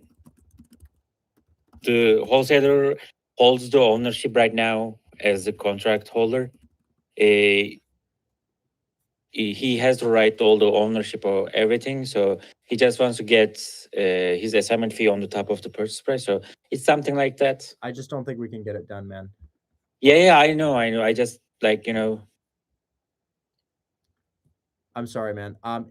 So these other ones that you sent me, I assume these are comps. No, these are also another deals. Like this is a total package. These properties are contract for like 35K. I just don't think I have buyers for this stuff, Yeah. man. This is just not not the type of deal that we do. I would Okay. heavily suggest taking the courses, man. No, I'm like I just get in my way as in some connection. I flipped the vacant land with him in Fort Lauderdale in Florida. He said to me like, I have this package deal. Would you like to take it? I just wanted to like have your opinion in a way, just to get more clear way. Yeah, probably not our best type of deal here. Hey, I got so many people in line, man. I gotta move on. Thank Okay, you, though. I don't know who's next. Maybe the guy G. He's got a drink on his profile. G. Gatorade Bath. Hey, how are you doing, man? How can I help today? Hey, Rich. I'm gonna DM you right now the address to this. It's a TA in Shirts, Texas, and it's borderline. So owners in the military got transferred to Japan. He's already out of the country. Absolutely already on board with the mortgage takeover. It doesn't cash flow, but you can get into this thing for nothing. Owner doesn't want any money. Realtor says he's willing to take a $1,500 fee to cover marketing costs. And essentially it's that and closing costs. And I asked the realtor if the owner would cover closing costs. Yeah, that would be helpful if they did cover closing costs. What is Shirts, Texas? Shirts, Texas is northeastern-ish or western-ish. I can't remember. It's just up above San Antonio on the north side. I see. Yeah, I actually own in the neighborhood of. Okay, so here's my feedback here. I have a house about half a mile from here, and I'm currently selling it for $0 down. Hell, I'd even pay. Is that your second house? Yeah, hell, I'd even pay closing costs. I can't find a soul. I can't find anybody to buy it, and it's because it's removed from the city. So San Antonio, I guess it's okay, but we're like seemingly 10 miles outside of San Antonio, and that makes it hard. So I would say we can try. We could certainly try, but location is very important on these non-cash flowing deals. It really helps for us to be able to be in a really nice, like, okay, cool, people want to live there area. But Shirts, Texas, hard to find somebody because it's an owner occupant that we're selling to, right? Owner occupant. So it's a little hard to find somebody, especially knowing that we have a little bit of a fee there. So you could shoot your shot at something like this, but location, very important. Right. Right. So when you say no cash, can I just get some clarity? Does that mean no cash to the owner? You're okay paying a little bit of a realtor fee and closing costs? Or when you say no cash, you mean literally no realtor fee, no closing costs, all that's covered by the other side? I mean to say, I got a fully renovated house right next to this place. I would pay the buyer's closing costs. It would truly cost them nothing to buy this house outside of San Antonio, but I can't find anybody who'd want to do something like that. And I'm thinking that if we got terms where we need to do the same thing on something like this in the same area, we would have a similar result. How would you want me to structure this deal? Honestly, the ideal scenario would be the seller pays closing costs and no realtor commission at all, or seller pays realtor commission too. So if seller paid closing costs and realtor commission, now it's a 50-50. So you understand our odds, because even if the seller agrees to that, which is a hard pill to swallow, it's then a 50-50 that we find a buyer because of the location. So it's the best structure for this would be the seller's willing to pay somebody to take over the debt, as in like, yeah, I'll give you $5K to buy this thing. Understood. Okay, so I've already spoken with the realtor. I already asked him to ask his seller if they're willing to pay the closing costs. I'll bring it up to him as soon as we're off here. I'm actually going to call him because I told him I was going to be speaking with somebody today, to see if it's even possible to get this deal done. So it's 50-50. That's if seller pays, or the realtor and covers closing costs. I would say it's less than likely, even if he does pay closing costs and realtor, just because of the location. Because, like if I'm like, chat, who lives in Shirts, Texas and wants to, buy a house at $0 down, it's just very, very, very few people are buyers to homestead out there, to live out there, That's why I said it was the impossible TA, because they're all for it. They don't need to be sold on it. It's just the circumstances behind it that makes it difficult. Right. And I totally understand that. This one's rather hard because of the location. Gotcha. I'll call him right now. And if I can get him to get the seller to pay for closing costs and his $1,500 realtor fee, I'll submit it to the box. We could definitely try. It's just, I think that one's a little bit hard to do. Anyways, thanks so much, man. Talk soon. Okay. Appreciate you. Cheers. Bye-bye. Maybe next, Suppressor, I got a text from you earlier today. What's going on, man? You said you got a deal? Hey, what's up, buddy? You're gonna be proud of me. It's not a $200 million deal. Oh my It's a single family home in Tampa, Florida. Love it, man. Kruger? Yeah. Technically, I never spoke of a down payment or a fixed balloon, but I did say like in 6 to 10 years, we'll refinance out and pay you out. We just want you to keep that current mortgage in place. So I kind of did a rent to, which is just we keep that current mortgage in place, and he wants a wrap on it. He wants like maybe 1% on it. It's a 3.5. So yeah, 4.5. Okay. It rents out for more than the mortgage payment would be at 1 point more. Okay. So it looks like he has a credit line on this, not a mortgage. Mm-hmm. I think he took it to like spruce it up because it's like fully turnkey. Unfortunately, credit lines get called due on sale like that. Oh, really? So we can't take over credit lines. Would you want to hop on the phone with I can't with the agent and find that out? I can't really. It's not really a figure out. It's not really a figure out thing. It's like how we make a circle have 4 sides. Well, it just inherently doesn't. So I couldn't take over a credit line, unfortunately. Well, that's why he said he would keep the mortgage in his name and everything. You guys could partner up in an LLC or a trust. He would keep everything in his name. Yeah, that's what I'm saying. The wrap also violates the mortgage policy, but we don't really touch anything that has credit lines. If you want to get it under contract, you can. It's just we have never really touched credit lines. I was wondering what that was because I couldn't see it on PropWire but I did see that there was something. But maybe if you want to call the agent, there could be something that maybe it isn't that, or you're 100% sure there's a credit line on it. I'm not 100%. I could be wrong. Ask him about it and then come back to me. Okay. Okay, let me get that. And I also have that property, that 5-plex in Cleveland, Ohio. Okay. The one right up above it. I have it under contract. Do you know anybody that would want it? Got it at 340. What would be a good assignment on it? 350. I'll take 350, man. Is it East 62nd? Yeah.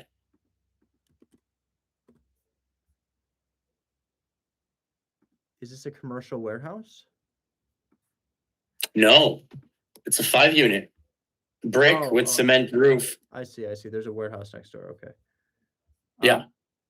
Okay, so that price in Eastern Cleveland is very expensive. What does it bring in?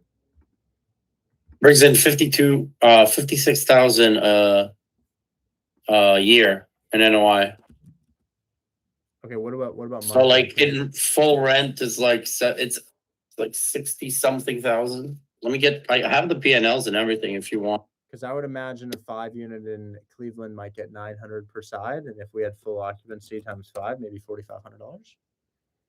Yeah, exactly. He's getting about 4,650 right now, but he could raise rents because right now one of the units that's what he's getting. One of the units is occupied by him. Okay. So if we have full occupancy at $4,500, let's go ahead and calculate our cash on cash return here. So we're looking at 350. Buyer has to put down about $70,000 for 20%, get about a 7% rate.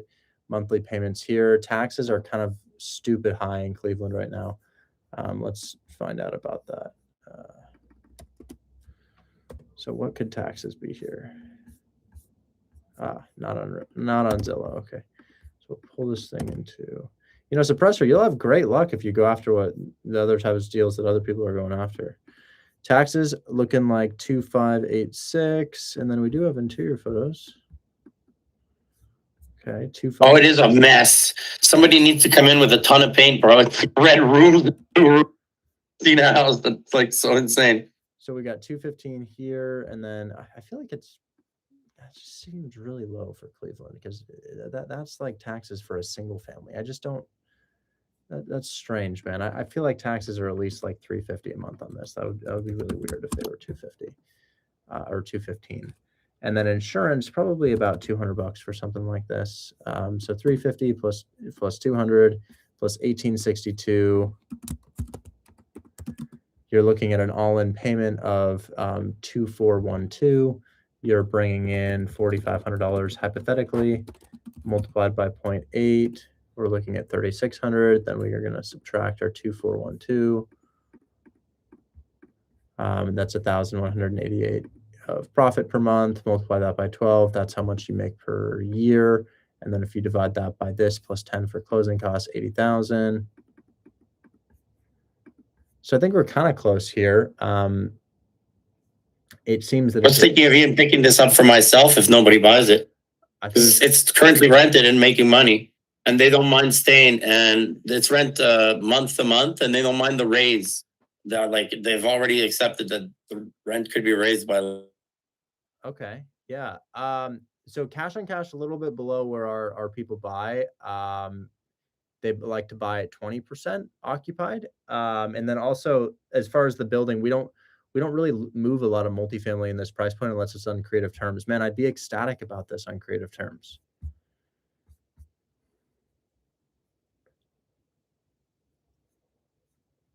Is Rich talking right now? I can't hear him. Looks like Discord frozen. It looks like Discord just glitched. Hopefully you guys can still hear me or so, but we're at about a 17.8% cash on cash. The buyers that I know for this stuff are interested in 20% cash on cash. But if it makes sense to you and you want to pull the trigger on it, you definitely could do that, or you can submit it and we can blast it out. It's a bit below the cash on cash return that our buyers are looking for. So suppressor, I think that you complicate this for yourself by trying to go a different direction. And it's been like a year now of you trying to go in a different direction. The type of deals that we see moving constantly are not like this. What they're like are like this, like a property just like this, occupied, tenants in place. How much is it bringing in? Doesn't really tell us. But if we had a property like this, bringing in maybe $2,400 and you got it for $140, that's something my buyers would pick up. I'm getting a call from one of my buyers on these things now. Let me talk to him really quick. Hey, I think we got it all situated via text. I was just curious about Memphis and then curious about that one for the walkthrough tomorrow, which you guys scheduled. So Memphis, we heard back from our property manager. That went good. I don't think he was able to. Quaid, how many of those properties was he able to access? And by the way, Quaid Richards live with 1,000 people on the channel, so you know. I believe we were able to get into 2 of the units, 1 occupied unit, 1 vacant unit. The other vacant, the other units there were not available at the time. Got it. So we've got the Everything EMD checked out. extended till Friday. I think we could probably extend it again if they're not able to get us into the property by our needed timeline. So yeah, I hope that the other ones are in as good of condition as that one is. But yeah, if there's a way to get your guy back out there tomorrow, we might be able to hit that deadline if these all look good to you. Yeah, they're working on that, but I believe they spoke to the tenant. It sounds like there's been good relationships between the landlord and the tenants there. So hopefully everything checks out, it looks like. Okay. Yeah. Well, if that makes sense, we'd love to get that done. That member is 2 weeks in, so I'm really happy to see her getting after this stuff. Yeah, and then we got the other property, just waiting on the purchase agreement from your team for the 125 K for that duplex. So Pam has that. Pam has that thing right there. At Pam's listening right now. Pam, if you DM me that, you gave it in chat. Is it in my DMs? So if Pam DMs it to me, I'll go ahead and send it to you right now. But we do have that. Cool. You saw who I was referring to in the text thread with us. So we just have that sent over. And then the 177K property, I believe our property manager is going to walk it tomorrow at 12 p.m. Is that what we have scheduled there? Yes, 12 p.m. tomorrow for that. Okay. And then the Florida property, did you say that when it ended up getting sold to somebody else? Very likely so. They did tell me that they'd like to proceed on that. Okay. I feel like there was a bigger seller finance deal that you had outside of that. Was there any other seller There finance is. deals? There's one in Memphis. Sellers kind of getting cold feet since attorney advised against it. He's agreed to the offer. I'm handling objections right now. Oh, okay. So you're still waiting to lock that up so that way we can move through with purchasing it. Yeah, we've already agreed with the offer. It's just he's confused about. He's not confused. He's familiar with it, but his attorney's. It's really frustrating, man. It's really frustrating. It's like you go to an attorney, and obviously having your law degree comes with an ego. And imagine you're an attorney, right? And somebody comes to you with something that you've never seen before. Are you more likely to say, hey, I've never seen that, I'd recommend working with an attorney that has seen that before? Or are you more likely to say, oh yeah, no, don't do that. Don't do that. That would be, that's, don't just don't do that. And that's what they do, man. It's just like, they've never heard of it, but because they've never heard of it, rather than letting them know that they're not experienced in that field, they just shut it down immediately. And this isn't the one that we have locked up for 460, the portfolio for 460, right? No. That's a normal deal. That's a no, this is a Memphis 8 unit that I'm working on. I own a house down the road. It may come to fruition later. Yeah, that'd be great. Memphis 8 unit. We have buyers for that. Creative deal, no tax increase. That's an absolute win. Yeah. That's an absolute win. For sure. And then before I let you go, do you have any other duplexes like the one that you sent yesterday that was pretty good? Yeah, that student is actually super locked in, GB13 in my Discord, and he has like 2 others that he showed me today that he's working on getting under contract. But yeah, once these guys learn exactly what you're looking for, yeah, they'll just keep locking it up. So yeah, we'll keep them coming, man. I usually see 1 or 2 that I can send to you per day. Yeah, no, that's a win. I mean, the range, you guys are nailing it. So keep them coming, and we'll keep buying them. Okay, perfect. Thanks so much. Talk soon. Thank you, bro. Bye-bye. Laggiest stream ever. Damn, I wish that it weren't lagging. I'm sorry about that. What did you want me to write to Colleen? Suppressor, man, there's a credit line on that. You could ask her if there's a credit line, say, hey, we can't really take over a credit line safely. I also don't really want to do a wrap. I'd rather do a mortgage takeover on this thing and give them a fee for that and make them payments on top if need be. But beyond that, man, the credit line is first and foremost. There's no way to structure around that if there's a credit line. Okay, no problem. That's exactly what I just texted her. All right. Thanks so much. We're gonna see. Hopefully there isn't. And if there isn't, then I guess we just mortgage takeover. Yeah. I mean, if there's no, They have a ton of equity. It's like they only have 177 debt on a $500,000 house. Right. So we could probably make them additional payments if that's not a credit line. Yeah. Okay, cool. Perfect. All right. Talk soon, man. Bye-bye. Okay. Next, probably S&M Equity Management. S&M, what's going on, man? What's up, Rich? How you doing? I'm well. How can I help you? I DM'd you a couple of Section 8 properties in Alabama. They want to sign. They're a little light on rent. It should be at 15. Okay. Are they occupied or vacant? Currently and they'll occupied. be delivered occupied. And what are they bringing in cumulatively? I think it's one's 1350, one's 1200. 1350, one's 1200, and okay. And what's the purchase price?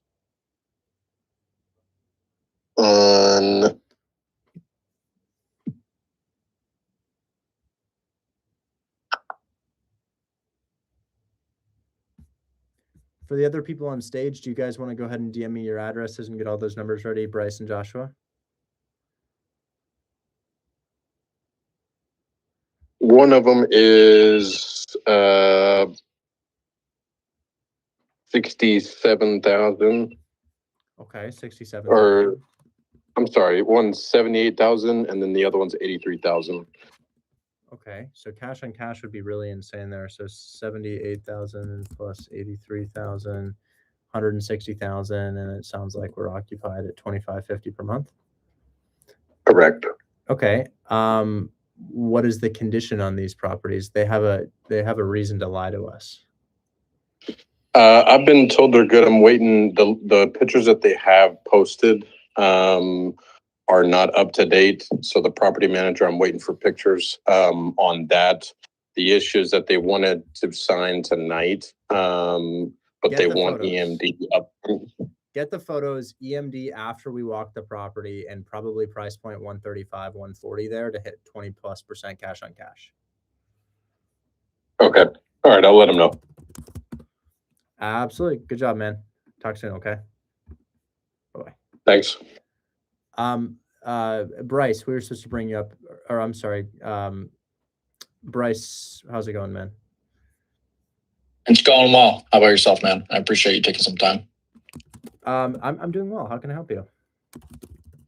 I sent you a DM earlier today. We were chatting a little bit, and so I have the property address in there along with some other info. If we could dive into that, that would be great. Of course, absolutely. Let's check it out. Unfortunately, nothing in my DMs since October 21st. Weird. We were chatting on Instagram DM. Oh, you're talking to my employee. They manage my DMs. Would you mind DMing me here? Yeah, of course. Just give me a minute, so maybe you can tend to Josh real quick. Okay, no worries. Joshua C, what's going on, man? We had you scheduled to bring you up tomorrow. There was something interesting. I just don't remember what it was. Yeah, it was Neff Avenue. We had to get through the taxes and insurance. Right, Lexi, taxes, insurance. Did you find out anything about the mortgage shortage thing? I spoke to the seller and they said that it was because it got reappraised for a higher value. But even if it did increase $30,000 according to the appraisal, it doesn't really cut up for the norm. Taxes wouldn't be $480 per month or whatever we had talked about. I just, man, your deal is, it really hurts it if the payment is that high, 968 payment or whatever that was with 1,200, 1,300 rent. It's just like after the 20%, it's a lot of people would consider that a break-even deal. But if that payment is like 700, slam dunk, man, awesome. You got yourself a 5K fee. I hope so. So I'm trying to get him in contact with Lexi, but like he's not being able to get on the phone tonight. I think Lexi might be able to get on the phone tomorrow morning or tomorrow at some point. Disregard Lexi. She's moving right now. Have the guy call his mortgage company and be like, yo, why is my payment 968? Taxes here are not this high. That's all we need. Okay. I'll have him call the mortgage company. And then I also have a mortgage takeover in San Antonio under contract statement. I just sent it to you along with the contract. Checking. Price? I think it's like 196 if I remember correctly. Interest rate? 3.1. Very good. Very good. Down payment? Down payment, 10 grand. If I remember correctly. So I'm at work right now. Unbelievable. That's exactly, perfect. In a sea of bad deals. Perfect. Yes. So guys, 200,000 or 190, 10K down, 3.1% interest. Oh my God. And I'm guessing it's break even on cash flow, but we love these deals, man. What break even on cash flow? I think so, yeah. Doesn't matter. 10K down for a 3% rate. Yeah, man. Hell yes. Good job. That's so the shit. That guy asked me for the email to the title company. What? I didn't know if it was closed, the email to the title company. I don't know if it's closed title that we use. I don't know who it was, to be honest, but. Text Lexi TC. What's our preferred closed? Sending to Lexi. Okay, I just asked her because I think we used to use them, but I don't think we use them anymore. I think something else happened. So yeah, I love that though. That's what a phenomenal deal right there. I really like that. As far as the title company goes, our TC team will take care of that once the buyer is secured. I would 100% submit that right now. It's great. That's just great, man. I love it. I submitted it this morning. Very, very good. Very, very good. So I'll actually let them know that that's coming in because that's just peak.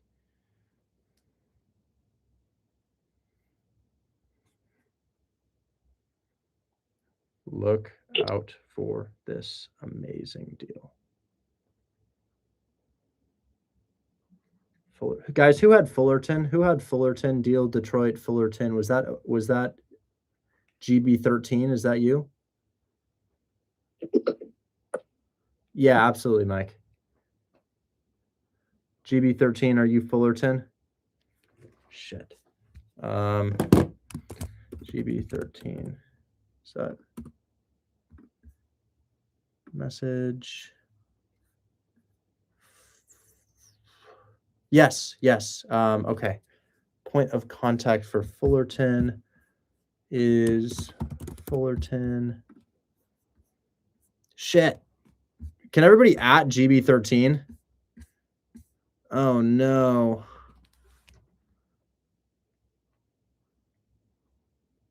Yo. Is that him?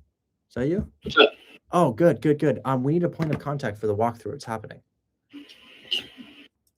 Yes. Alex M, hold my hand wholesale is $19. How can I learn this? I've been sitting here taking questions for almost 3 hours. So y'all can hop in the Discord, and I do demonstrations and questions daily. I try to go live for 3 hours per day. We also have live streams after this. But yeah, DM me point of contact ASAP for that, and then I will get that to the buyer. Just whoever that is, and he knows to not present himself as buyer, more so partner. For tomorrow, right? Are they trying to do it? Yes. Okay, yeah, I got you. Yeah, just DM that to me, and then I don't know how people keep coming up, guys. I can't take any more questions. But Joshua, we helped you, right? Yeah, we should be good. I really appreciate what you're doing, man. I can see you're locked in and but thank you, bro. I appreciate it. Of course, absolutely. Talk soon.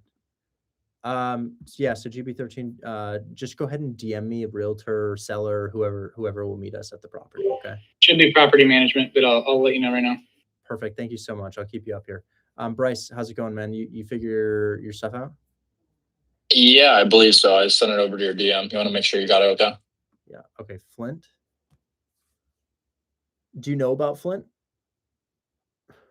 I do know they had a water situation in the past, at least from my research. Ongoing still. Yes. So Flint is kind of like Gary, Indiana. It's a Rust Belt town, and it is on the steep decline because the United States government is neglecting Flint, Michigan, and not fixing their problem, largely because it might not be very easy to fix. Maybe somebody who lives in Michigan can tell you more about that, but it's ongoing. And for that reason, Flint is a rather undesirable market, but I have closed in Flint. I would never buy in Flint. I don't know who the hell buys in Flint, but people do. People do. And yeah, it's a cheap market, and we can definitely attempt to do a deal there. Hopefully it's a slam dunk. What do you have? So I sent it over, and it's a duplex right now. So it's a 2-2. And originally it was listed at 69.9. Price dropped it down to 59.9, have it under contract for 49.9. So I mean, relative to what it is listed today, it's not super below, but in terms of the cash on cash return, it certainly is strong. Does not require a major rehab by any means. The only thing that's known to it is the garage door bay that needs repaired. But other than that, they have one tenant in place currently at 500, and they're moving out in the next 30 days. And at least from my research and what the realtor alluded to, it could push up to 800. And then they have the other downstairs unit that's vacant currently. So that's what we're looking at. I recognize the cash on cash return. What's a challenge for me is Flint, Michigan, 10K below list, 3 months on market. 10K below list in any market is not really what we consider a deal. It taints the buyer's list to even blast a deal like that out. So we've coached our team to flat out reject anything 10K below list, because the conversation goes like this. Hey man, you're an investor. I hear you're looking for discounted properties. Yep, that's right. Send them my way. Well, I've got this house. It's in Flint, Michigan. It's 5K below list. We stacked a 5K fee on it, and it's been there for 3 months. Couldn't have I just offered 5K below list? Yeah, but pay me a fee. Man, I'm not gonna take your emails anymore. I need discounts. So it hurts the buyer's list to send them houses that are 5K below list price. Okay. Yeah. No, that certainly makes sense. I guess I was strictly looking at it from cash on cash return, but I can certainly understand from that standpoint of somebody else coming in and they're like, well, I could easily have done that myself. Right. So I can understand that. Right. Yeah. So what I will say though is I would say, hey, I tried to get lending on this property. So I'll literally type out your response. So I tried to get lending on this property, but all lenders are saying their minimum lending amount is 65K because they're not making any money at a 7% interest rate below that. I'm afraid I'd have to seller finance with you to get financing. The good news is I can give you your asking price with 10K. Well, what's it listed for? Probably 10. 59.9.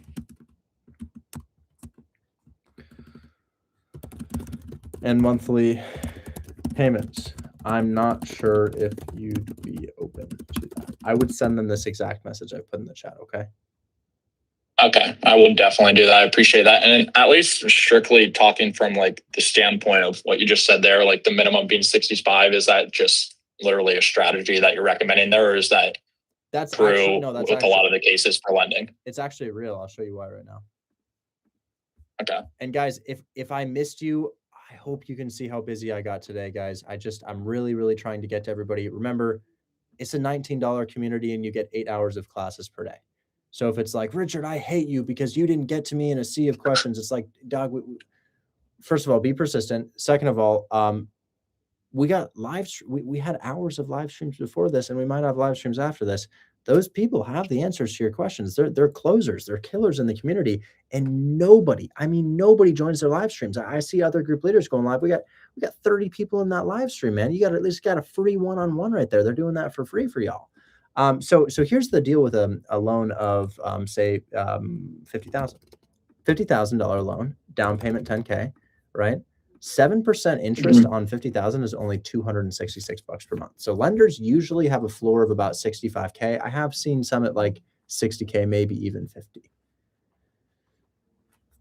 Good to know. And before we move on, do you mind shedding a little bit more light into like the Flint market in general? Because obviously I did some research and I understand the problems that they've had and currently having with the water situation, but can you allude to that a little bit more and like why that would make it an undesirable market in general? Property values are some of the lowest in the country there because people are leaving. Getting a house in turnkey condition for 50K is absolutely insane. But it comes with the catch. And the catch that it comes with is Flint, Michigan. And then also, tenants obviously kind of leaving the area. Fix and flip values. It's like the people who buy fix and flips are new families that move to the area.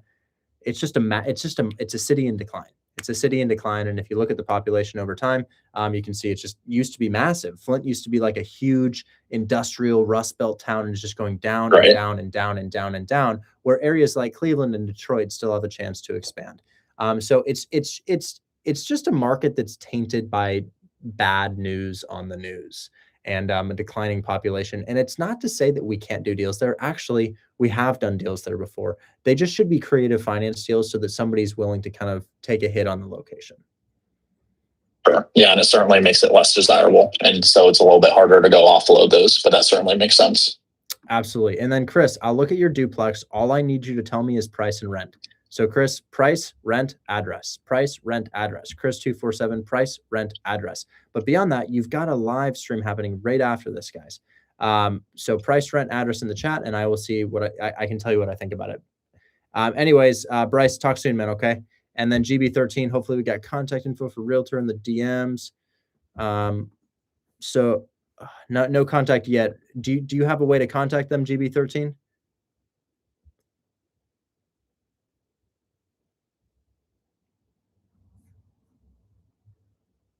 Okay. GB13, how do I put this? You're not going to get your fee if we can't get them into the house. 115, 1900 rent, address in your DMs. Okay. That's not bad. Let's check condition. Is it bad condition?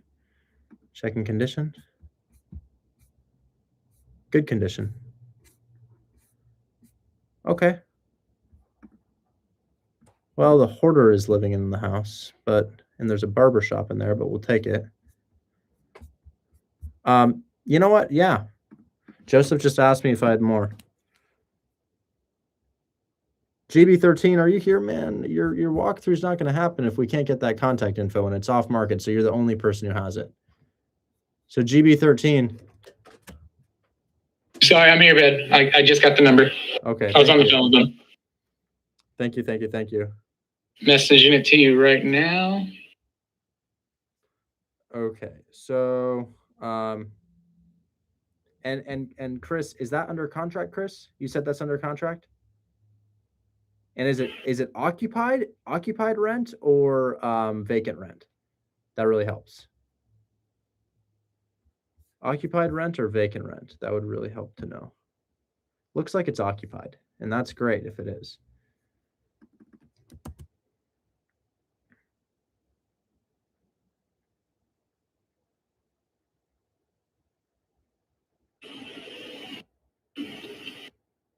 Just DM'd it to you. Thank you. And Chris says occupied. Okay, I sent that. Chris, I'm going to schedule you for tomorrow. That is something my buyer would want. tomorrow at 1:45 p.m. Remind me to bring up Chris 247. Okay, I added it. Okay, so Chris, I have you. Wow, it literally wrote that as a psalm. It wrote 24:7. Wow. Okay. Chris, Section 8 or Section 8 or cash or Section 8. Alina, I'm bringing him up because he has a deal that I just sent to the buyer, but yeah, I can bring you up tomorrow. So just be in here tomorrow, Alina. I'll bring you up. Okay. Tomorrow at 2 p.m. Remind me to bring up Alina. Okay, I added it. Cash. Okay, Chris, we will talk tomorrow. We will talk tomorrow. GB13. Oops. Got it. And then that is your contact. So just let them know that we will be there at noon. Yeah, they know. They said they'll be there at noon, but that's still the number just in case. Perfect.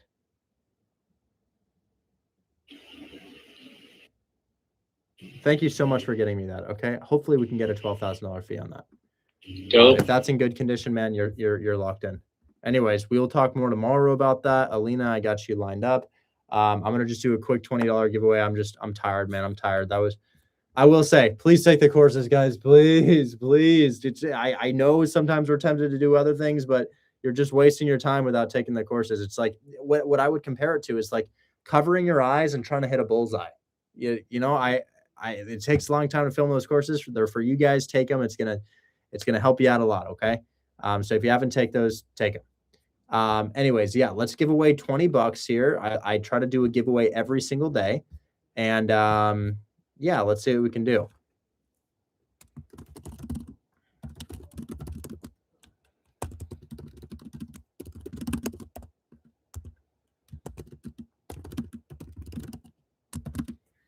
Three, two, one. House is listed for $110,000. Rent is $1,100. Occupied. Your offer is. Remember, 1,100 shit, guys. 1,100 rent is really shit. So I don't think 75. Let's check it out. I actually don't know the answer, but I will take a guess. I think MAO is probably 64. I think 64 is probably MAO on this. I don't know if that's the case. So let's go ahead and run through it. So let's just say that we got it at 64. Buyer pays minimum of 67,000 for a 3K fee. Down payment on 67 is going to be 13.4. Interest rate probably a little higher than 7, but we'll call it 7. 356 plus 250 taxes. 356 plus 250. We're aiming for 20% cash on cash return. 606 monthly payment. 1,100 occupied. And then Chris, month to month or 12-month lease on that. Multiplied by 0.8 to take 20% off the top. Then subtract your 606. I might have been a little high on that, but we'll see. 274 multiplied by 12 is going to be 3,288. Pretty shit return for the year. Don't like that at all. Entry fee is 23.4. And I think I'm wrong, guys. No, I'm way off. I'm way off. So that is not going to work, guys. Not going to work. In reality, I think probably 60. So let's run it at 63 for 60. That's 329. Oh, sorry. Down payment is now 12.6. 329. We got 335. We got 335 in payments. 1,100 multiplied by 0.8 minus 335. Then subtract your 250. Now you're making 295 multiplied by 12. Now you're making 3,540 divided by total cost of entry of 22,600. I don't know way. Oh, it just does nothing. Okay, whoever said 50 wins. Whoever said 50. Okay, I think 55 is probably, because remember the lending below 55 is hard to get. Honestly, I might have to take 55. I'm gonna take 55. I'm gonna give that to Jesimar. I think we're probably selling that deal for 57. I think we're selling it for 57, but Let's get it. You said 1,100. Immediately, I thought 55. yeah, I thought 64, but I was wrong. Yeah, guys, 1,100 rent is trash. 11's really bad. Even occupied, that's really bad. It's just the mortgage is way too close. What time can he walk tomorrow? The Monica Street duplex. Oh, is that? Oh, Chris, he wants to walk it. Holy shit. Chris, are you still here? Is Chris still here? Okay, yeah. Gismar, how do we pay you? Do you have Venmo? Oh, you can pay me Oh, with my cool. number. Right. Yeah.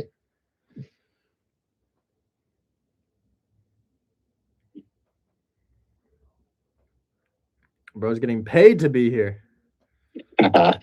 All right. What happened? What ended up happening on your flip, man? They took a higher offer. Sorry to hear that. Yeah. Keep pushing. No, that's all good. Yep. Chris, come on up really quickly, man. Talk soon, Jesmar. He wants to walk your property just like that. So what time can we walk tomorrow? Well, let me get because the agent had asked me. Can you hear me? Yeah. Okay. Yeah, the agent had asked me at what time he wanted to walk, so he can let the tenants know. So, what time does he want to walk, so I can let him know right now? Calling.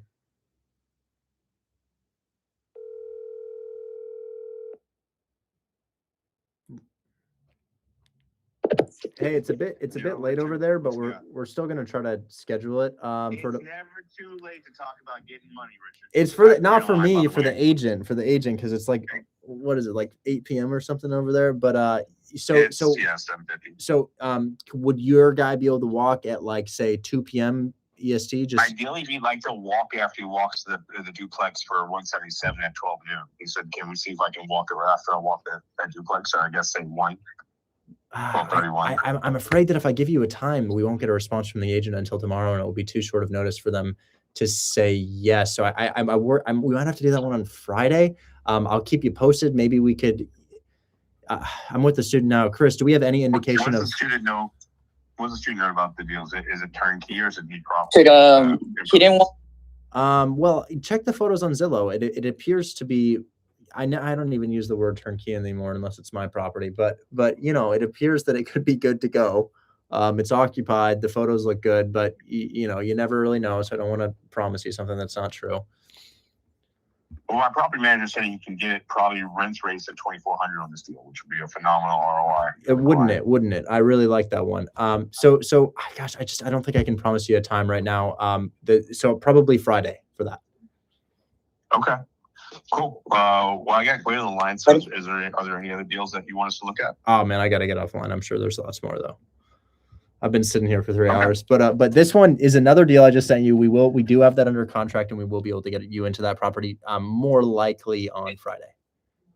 Perfect. I already have a buyer for it, so as soon as you get us in, the easier it is for us to move forward. Okay, perfect. I'm seeing all of these duplexes that I'm producing. Like they're all listed for like 180 to 200, and we're getting you those at 150 for my like my own personal one. So hopefully we can get those ones done too.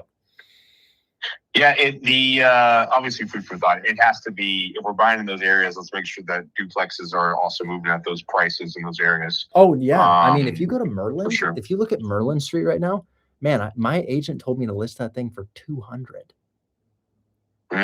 But we're gonna get it to you at the price I said. You're always the best, Richard. I appreciate you always taking care of us. Talk soon, man. Bye-bye. All right, bye-bye. Okay, I'm so out of here, guys. I'm so out of here. Chris, I'm bringing you up tomorrow. Figure out when we can walk on Friday, not tomorrow. Talk soon. Bye-bye. Kira's gonna come on. I gotta go. Bye. Thanks, Kira. Oh my God. Oh, that was like pulling teeth. People so badly want my approval on a deal, but guys, I just feel like shit if I'm like, yep, good deal, and it's just trash. I gotta be honest. If a deal's bad, it's bad, and there's just not a whole lot we can do. Like the guy with the credit line deal, he really wanted me to say, oh yeah, we can make it work, but we can't make that work, man. We can't make that work. Or the rural house, or the 10K below list, or the Flint, Michigan. Oh my gosh. So guys, I've got 500K on Instagram. It's very hard for me to see direct messages. I have an employee in my DMs. They try to get back to you, but for the last 4 years, the best way to talk to me, join my Discord. The link is in my bio. Shit is $19.99. Like, bro, you spent that on your vape this week, didn't you? Okay, I'll catch you later. Bye-bye. We're so willing to spend money on our vices that will literally shorten our life. But when it comes to spending money on something that can only have positive return because it's $20, especially for 6 hours of daily classes on this day. All right, guys, I'll catch you later. Bye-bye. YouTube, thanks so much for watching, guys. I really appreciate it. This stream has been growing over time, so it's really nice to see this stream growing. You guys are starting to know that this is something I do, so keep hanging out here, guys. I know I never look at the YouTube chat. It's largely because I'm focused on the Discord. It's just I'm monitoring for it once, so I appreciate you guys here. I'll catch you on the next one. Thanks for hanging out. If you want to get started here, the link is Hold My Hand Wholesale. Look up Hold My Hand Wholesale.